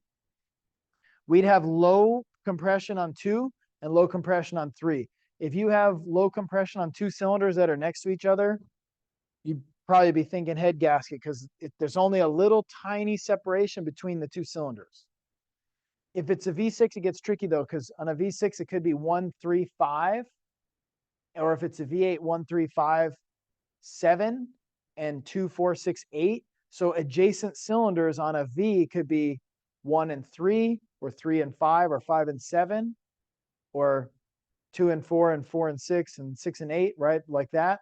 But on a 4-cylinder, it's easy because it goes 1, 2, 3, 4. 1, 2, 3, 4. 2 and 3 are next to each other. 3 and 4 are next to each other. 1 and 4 are not next to each other. 1 and 3 are not next to each other on a 4-cylinder, but they could be next to each other on a 6-cylinder. So you got to consider the design. Okay. Pretty good. What about, oh, and just as a note, when we do this test, to get ready, we do have to turn it to top dead center. If you put air in the cylinder and it's on the intake stroke, do you think you're going to have an air leak? Where? Yeah, that's normal because it's on the intake stroke. So that would be like, you got to keep turning a little bit. You got to turn it from intake to compression, and then you'll have an actual test to do. Okay, and that's kind of what this will get into. Cool, so just like quick thing, oil cap, intake, exhaust, adjacent, and radiator cap. You got to have all those parts, all those. You have to be ready to check all these when you do the test. Okay, so get that stuff ready. And it's going to say, look at this, familiar. Remove the spark plug and the spark plug next to it so you can listen to the one next to it. Why is that so critical? Because remember, if it's a head gasket, it's going to leak into the cylinder next to it. But if the spark plug's not out, you didn't hear it. You screwed that test up, right? We'll install the adapter, which is going to look a lot like the compression tester, except there's no valve in there. Then you have to position the piston for the cylinder being tested at top dead center of the compression stroke. There's a lot of ways to do this. So just like how you guys did the vacuum test and you're like, where do I connect it or whatever? I'm going to give you a few little lessons and then I want you to mostly figure it out. All right, 1, you could take a screwdriver, it's a little sketchy, or an 1/4-inch extension, drop it in the cylinder, and you can turn the engine over by hand. And when it goes up, what stroke is that? Could be compression, or it could be intake's not going up. Exhaust, right?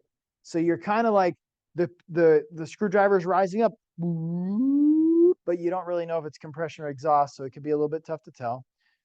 So that's, you could do it and then, do the test, and if it fails, turn it another 360, turn another 1 revolution, that'll move it from exhaust to compression. Or another way you could do it, they actually make a compression whistle where you put the hose on there, and as you are on compression, it should go like this, like that. And when you hear the good whistle, that's good. Now, when it's on decompression or combustion, that's not good. That's good. That's not good. So there's different sounds. You could do the whistle if you want to buy one. I don't think we even have that. Actually, I think we do, right? But to be honest, one of the ways that I just do it, and I'm not saying this is correct, but it absolutely does work. I just send it. I just put air to it. And then when it all leaks out, you know what I do? I go down here with this big old ratchet and I just start turning the crank, right? So when it starts easy, once I get over to the compression stroke, it gets kind of hard. The thing is though, if you're kind of small and you try to do this, it can make enough compression with that air in the cylinder that it'll slide you across the shop floor. So how I do it is kind of abusing myself, but it's fast. So that's how I do it, right? So I'll just do it and I'll crank it over. So you can keep that in mind. You should probably try to find top dead center first. If you find top dead center compression really good, it doesn't fight you that much. If you're somewhere on the compression or the power combustion stroke, you can measure the number, but you got to hold this thing. You're going to have to like put all your weight on that ratchet right there and have it not slide you across the floor. So if I see anybody slid across the floor, I know you did it how I do it. And it's funny, but I know where I can put my hands and not put my hands. So on a negative, if you put your hand right here and then hooked air to it and it slammed it up against the frame, it'll break your fingers and cut them and everything.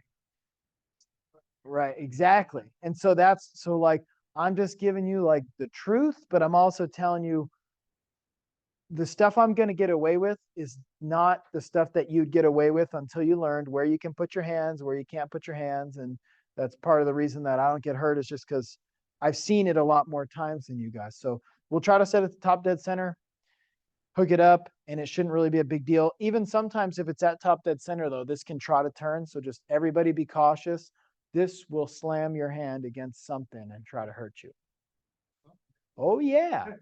Yep. And we're not looking to do that. So be careful today. Cool. And then we're going to go ahead, set the air pressure to 100 with the hose. This is the regulator right down here. Make sure this needle reads, it's either 0 or 100. It depends on which one. But on this one, I believe that's 100. So we're going to be setting it to whatever that is right there. You're going to turn it pretty much all the way up, not past the highest number, but to the highest number right there. Then we're going to actually connect it to the cylinder. And then as you look, this one, ooh, that's not good. See, we want the needle way over here. See, it's not in the green, is it? So that one's leaking. That's got a pretty substantial cylinder leak. So what should I sell the customer? I could say an engine. We know it's in the engine. It's losing compression out of that cylinder, but where? Remember, that's where we got to listen to the oil cap, listen to the intake, listen to the exhaust, listen to the cylinder next to it, look in the radiator, or listen to the radiator, right? So we're going to check all those spots and find where is the air going. Make sense? Refugio, go ahead. Oh, yeah. It's a must. Pop the air intake tube off, just the air intake tube. You don't have to pull the whole throttle body off, but sometimes we'll even just pop the air box open where the air filter is. Just put your ear in there and you hear, you know, when you have a seashell, what do you hear? Oh, I thought it was a compression leak. That tells you what my house was like. Hey, do you hear that? That's a compression leak. That's a cylinder leakage fail. And I'm like, oh, okay. What do I sell? Mm-hmm. No. No. No. Nope. Okay, so you guys feel like fairly ready for those tests? Not really tough. That's going to be the main goal for today. However, we got a little bit more to talk about the base engine because we're really trying to wrap up the base engine so we can get on to like the ignition, the fuel, and then the check engine light stuff. So we're not quite done today, but let's discuss if there's other problems with the engine, because again, we don't want to be selling tune-up stuff, spark plugs and stuff, if there's mechanical engine problems, right? Let's just say we get into noise, vibration, harshness. All right, if it's got some sort of vibration that come from a lot of different places, so we'll keep this kind of small for this class, but you could get really wild into noise, vibration, harshness, okay? Let's say we think it's an engine vibration. That's going to occur when the engine's running. Not when the engine's off, obviously. But if it's an engine vibration, you should be able to have it occur at 0 miles an hour, right? You don't need to be driving down the road to test for an engine vibration. If you had tires out of balance, can you do it in the parking lot at 0 miles an hour? No. See what I'm saying? So consider that. It sounds silly, but it's true. So you have to be able to visualize what's moving and what's not moving. If it's in park, the engine is turning, the belt is turning, the belt could squeak, you could have an engine knock, you could have all these engine related issues. But if it's in park and it's not moving, we're not testing like the axles and the transmission and the drive line and stuff like that. To actually test that, you got to actually be moving. So try to determine if this noise or vibration correlates with engine speed, or sometimes it may correlate with vehicle speed. Tire balance, for example, is going to correlate with vehicle speed. You may be like, you know what, at 30 it feels good, and at 55 and 60 miles an hour it shakes.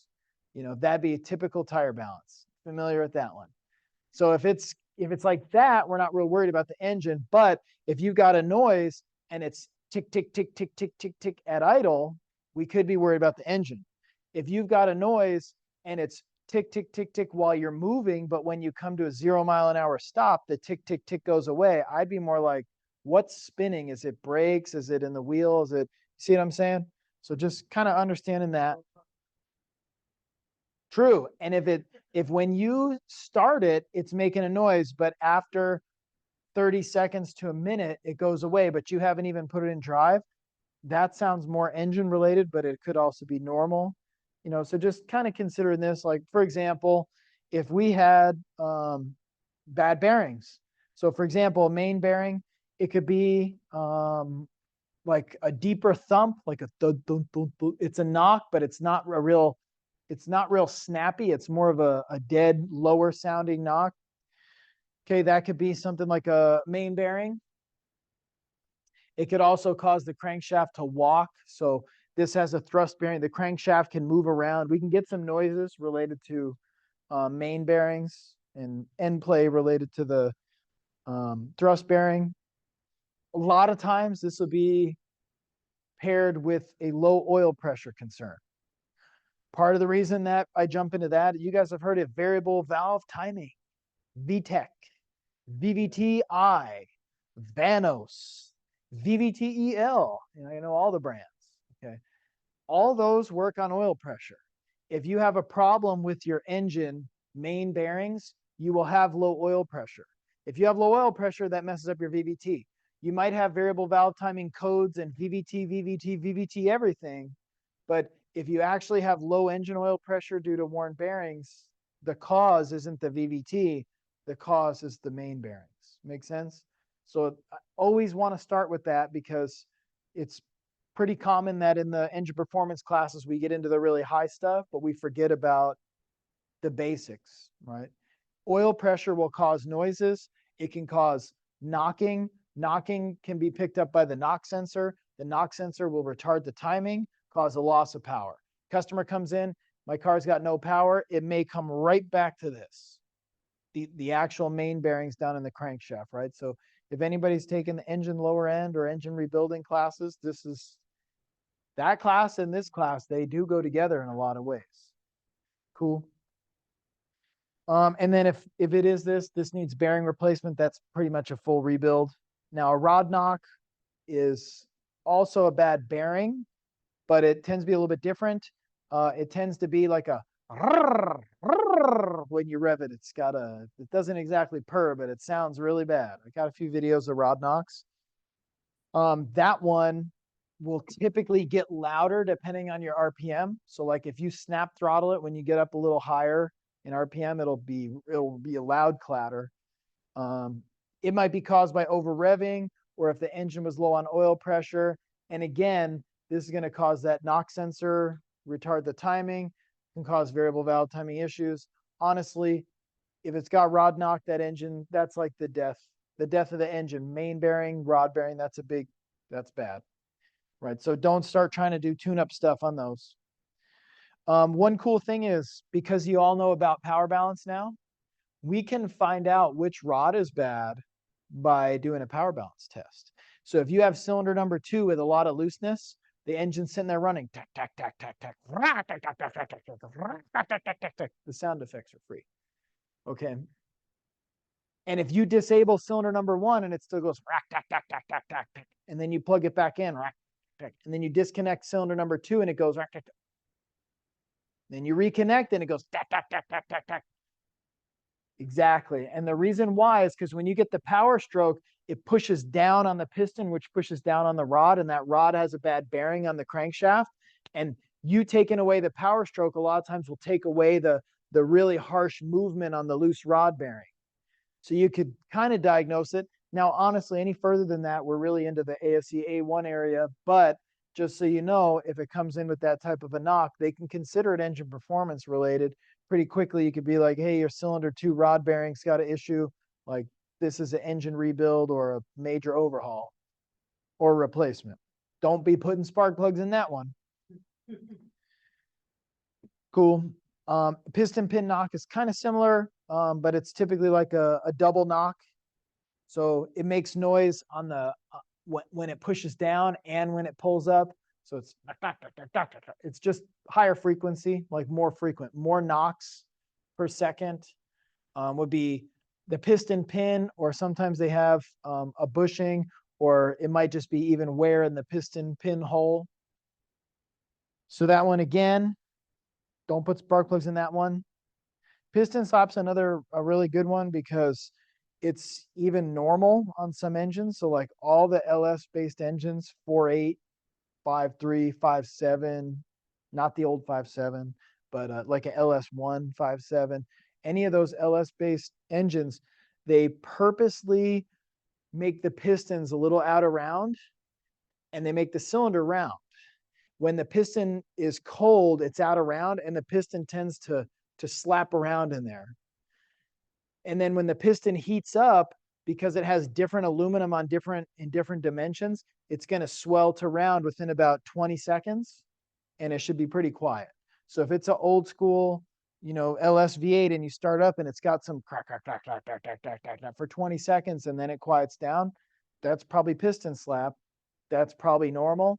Now, if it doesn't quiet down, that's probably piston slap. That's abnormal. And that would be due to worn piston. The piston would wear small and the cylinder would wear big, and the piston would end up kind of like getting bounced around in there, getting a little crooked and stuff.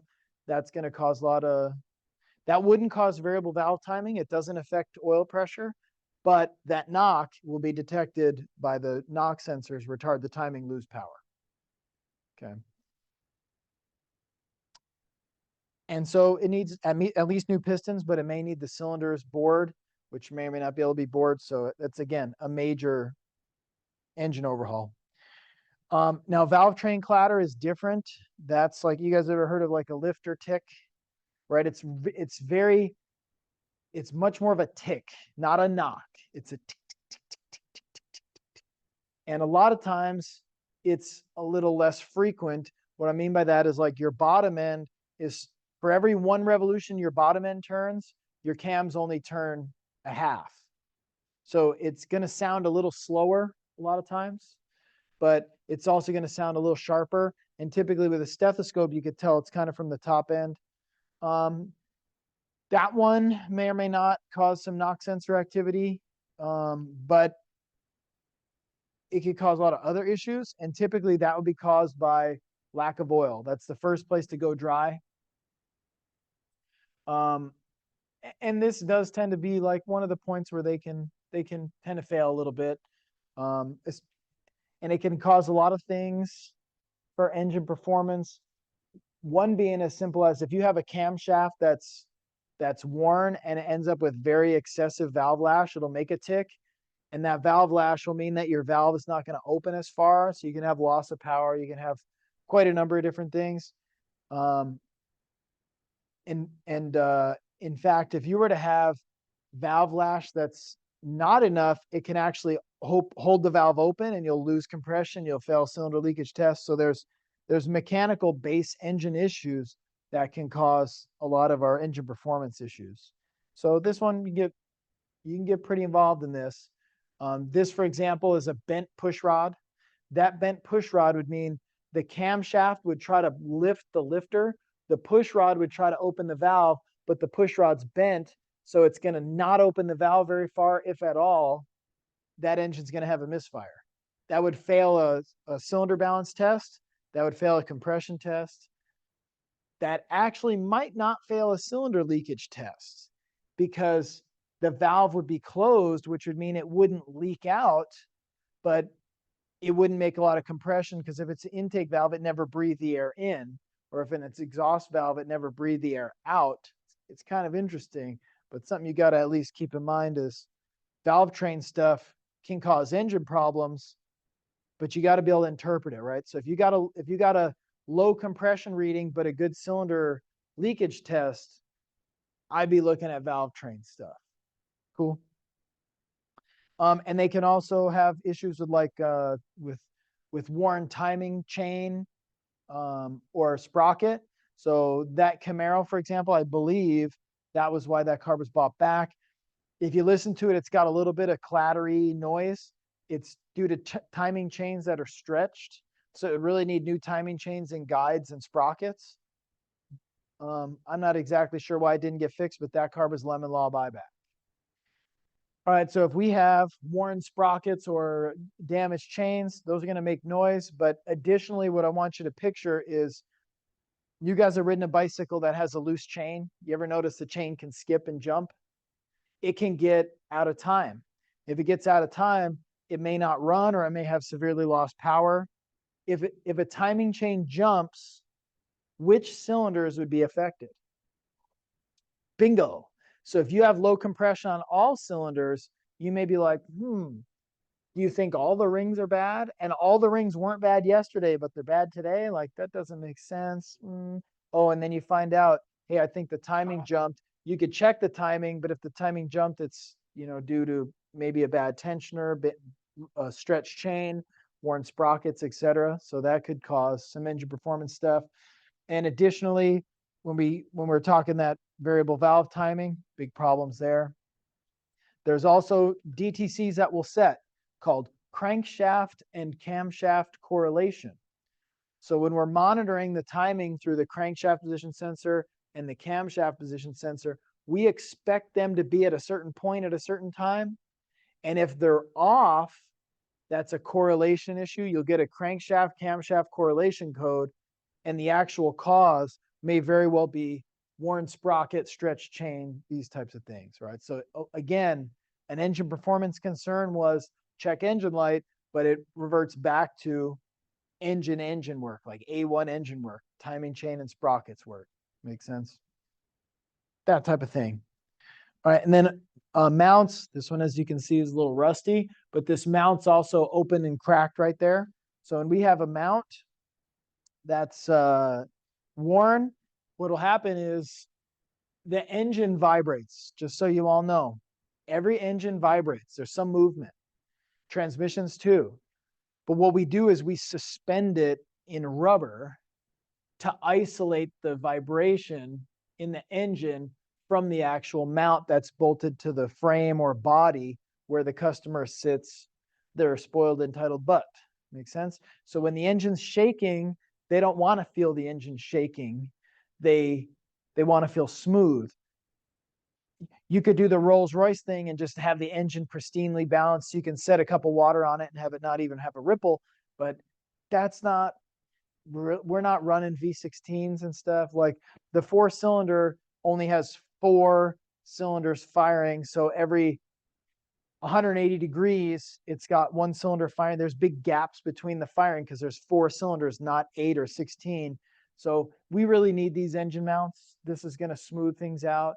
If the engine mount is no good, like if you see this one, when we run this, this engine is probably going to drop down and contact this mount because the rubber's all broken. You're going to feel that. That's going to be a vibration. That's going to be a harshness. Customer may say, hey, at idle, I feel a little shaking. So I got kind of a cool video I should actually post up for you guys where a friend who's a customer too, he helped me with some things. He does concrete work. So that's somebody that I'd like to help out so he can help me out. And we did a lot of stuff. he had a Ford Edge and he was just like, this car drives me crazy. It's just, it shakes. And I sit in it and I'm like, I don't really feel much. Like this seems fine. It's like a 13-year-old Edge with 150K. Like just run it, dude. Who cares? And it just set him off. I don't know. He was just weird about it. No, I can't. This is not how it was.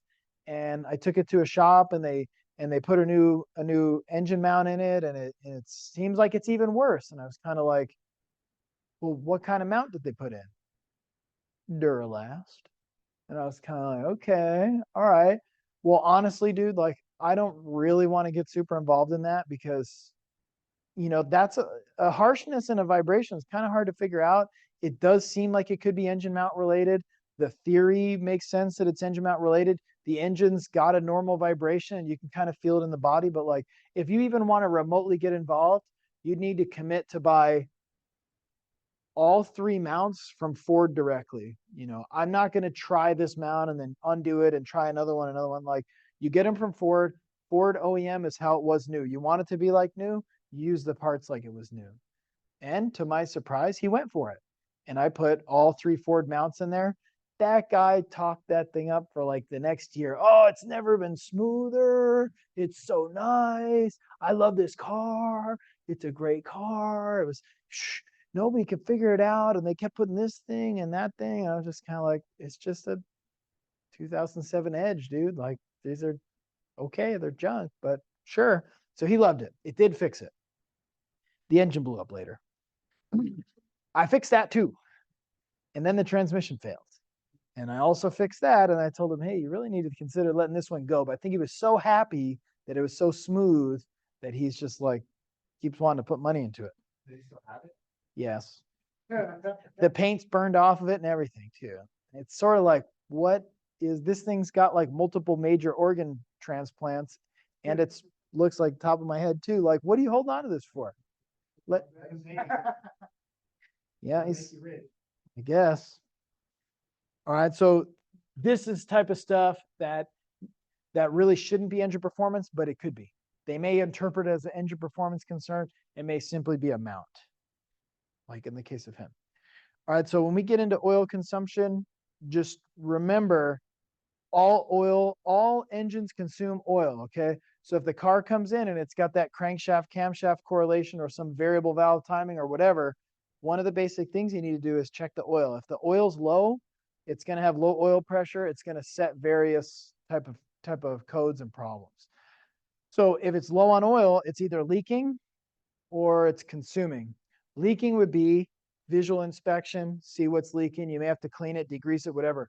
Boom, that's A1 work right there. It's out of our hands. Good.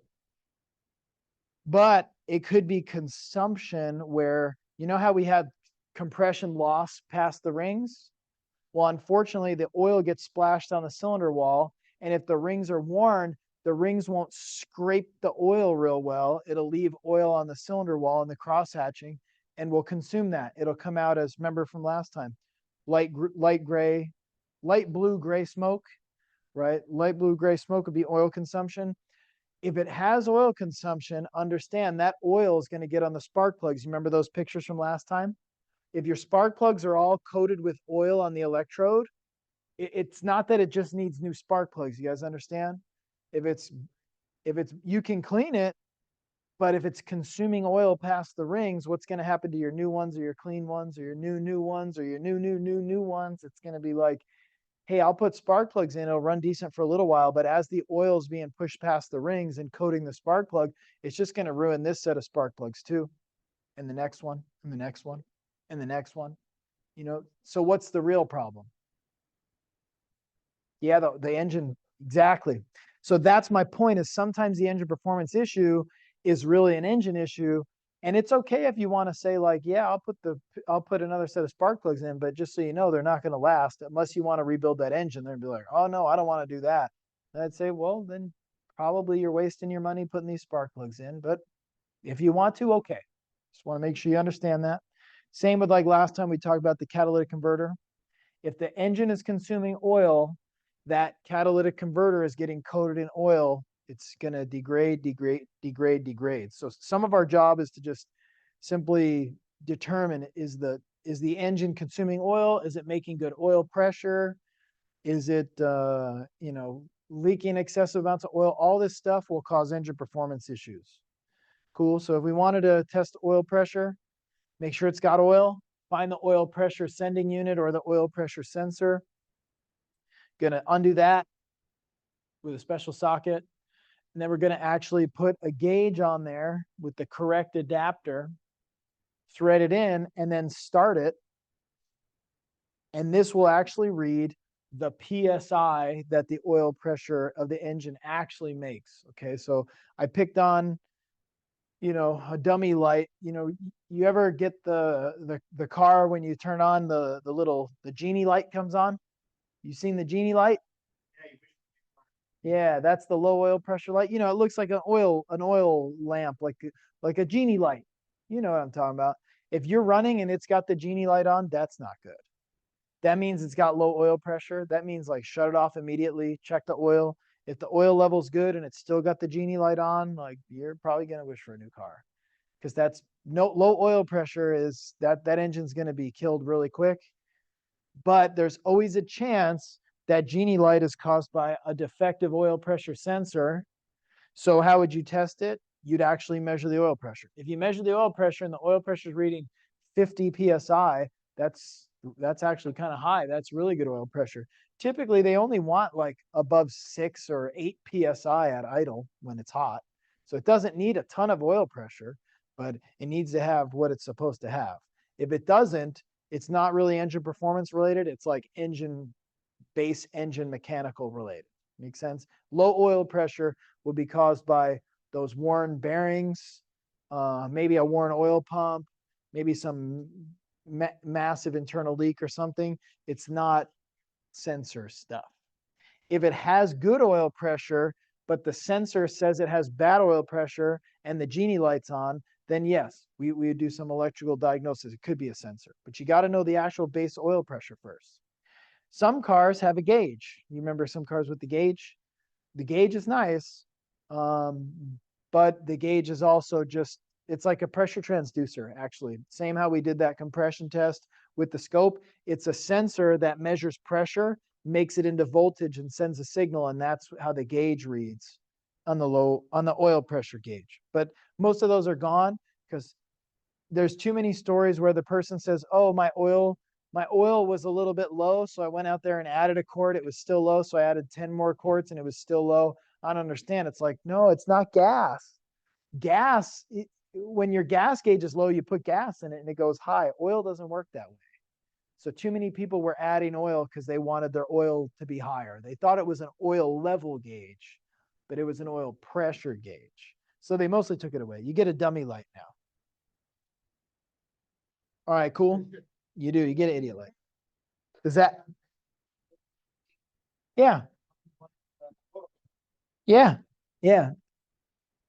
Is that why my mom's Mazda 3 only shows lights for like hot and cold, but doesn't have the gauge for the water temperature itself? Yeah. People were paying too much attention to that. And they were being like, hey, that gauge fluctuates. Well, it does fluctuate because the temperature fluctuates. Right. So people would bring these cars in for weird issues. And so they're like, you know what? We're not going to spend the money making a gauge if people are just going to get confused. There's a light. Blue light when it's cold, red lights when it's red. There you go. That's what you can have. Pretty much. And so it gets a little bit into oil leak, which we talked minimally about, but just visual, checking leaks out. We could put dye in it. You could do a UV light. This one we clean. We add the dye. We shine the dye. We can see that there's dye coming through by the oil pan or by a valve cover gasket or whatever. And similar with coolant. So one of the things on the videos was the block test. So if we're losing coolant, it could be an external leak, and hopefully it is. But it could be, unfortunately, coolant going into the engine and being consumed, which is going to be more of a major repair. We don't want to start putting money into that until we find out, is the coolant being consumed by the engine? So there's a couple ways. The block test is good. This will give you a chemical reading, a color change if it's got combustion gases, or similar to that. Remember when we did the cylinder leakage test, how air pressure could leak into the radiator. Remember that? We'd see the bubbles. Well, think about this. When you turn the engine off, your compression's 0 PSI because the engine's not running, right? But if your coolant's hot, you could have 15 PSI in there. So the coolant will push through the head gasket and do a little pee-pee into the cylinder. That's actually really common on Priuses for some reason lately. So Prius head gaskets leak, and when it's running, it loses compression into the coolant. Then when you shut it off, the coolant actually dumps into the cylinder, and it'll ruin that engine, right? So one of the good ways to test it is with the cylinder leakage tester. Another cool way for some of those is we'll actually send a camera down in there and pressure test the coolant, pressurize it to 15, and then look to see if water's spraying in the cylinder. And you'd be surprised. You can actually see it on camera if it is. Pretty neat. I got a couple of those videos I'll share with you. It could do all sorts of stuff. All sorts of damage is going to be done. It'll also, yeah, the coolant's kind of hot. 200, the piston might be 800, but what's interesting though, it'll steam clean the cylinder. So like if I look down in a cylinder, even just with a flashlight, and it looks really shiny, and then all the other ones look kind of dark, I'd be like, hey, why is that one so shiny? Coolant steam cleans it. It's pretty interesting. That's on A1. There's a pretty cool question about that. Right, cool. So again, if we want to do the block test, which I got a video, you're going to check the coolant level. You're going to fill this with a special fluid, and then you're going to put it on top of the coolant bottle like this, and you're going to run it. And as you run it, if there's combustion gases getting pushed in the cooling system, it'll change the color of this from blue to yellow. And then you know you got combustion in there. Oh, yeah. Cool. Yep, that's a good one. That's a test that could be done in A1, engine repair, A7, HVAC, and A8, engine performance. So like sometimes we overlap. But yeah, that's a good test. Yep, very good. And if it doesn't change, then that's good. If you want to really test for the coolant leak, pressure testing is going to be critical because the cooling system doesn't run at 0 PSI. It could be whatever the pressure on the cap is. So I tend to say 15. Sometimes it's 12. Sometimes it's 18.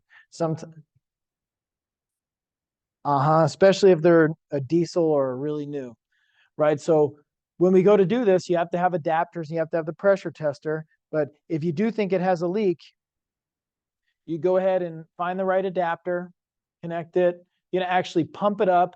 This one, for example, is being pumped to, I don't know, that's like about 17 PSI. I wouldn't run it at 17 unless the cap is 17.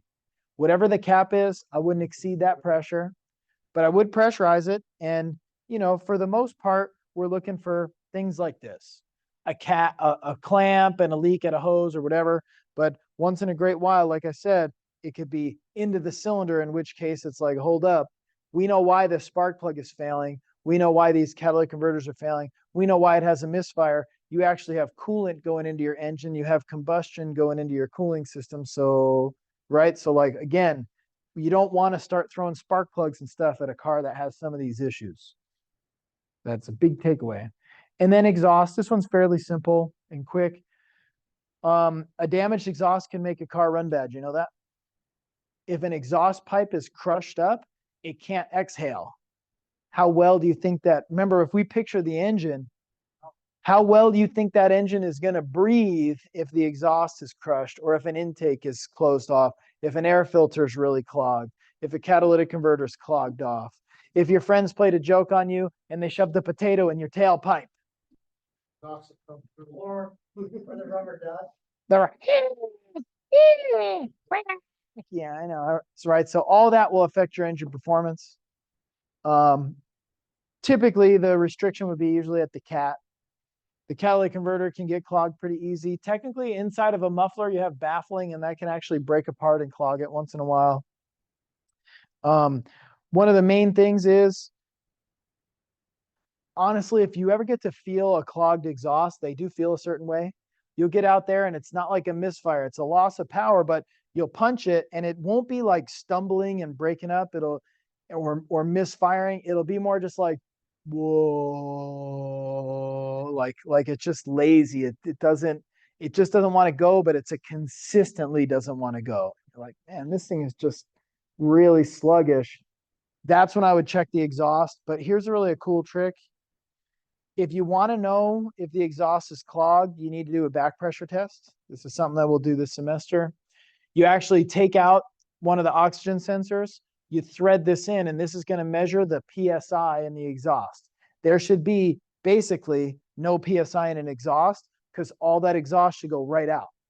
But if it's clogged up, it'll build a positive pressure before the restriction, and it'll show numbers on here that are up here near the red. And you'd be like, oh yeah, this exhaust is definitely clogged. Then you can usually figure it out with a visual inspection. However, we'll go through the steps. There you go. You think the exhaust is clogged. You find the oxygen sensor like this. First off, don't do this unless you do a visual.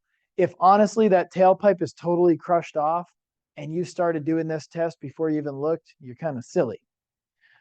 So do the visual. If you don't see it, the clog could be internal. You can't really see those on your visual inspection. Pull that oxygen sensor off. Not really hard. When you do this test, it will set codes and you're going to have to clear those. Yeah, so if you have this O2 sensor dangling, it might not set it right away, but it will if you run it for a while. Or if you do it a little more by the book, you're going to take this out and disconnect it and set it down so it's not dangling, pulling on the wires. That'll set a code instantly because it's disconnected. Yes, absolutely.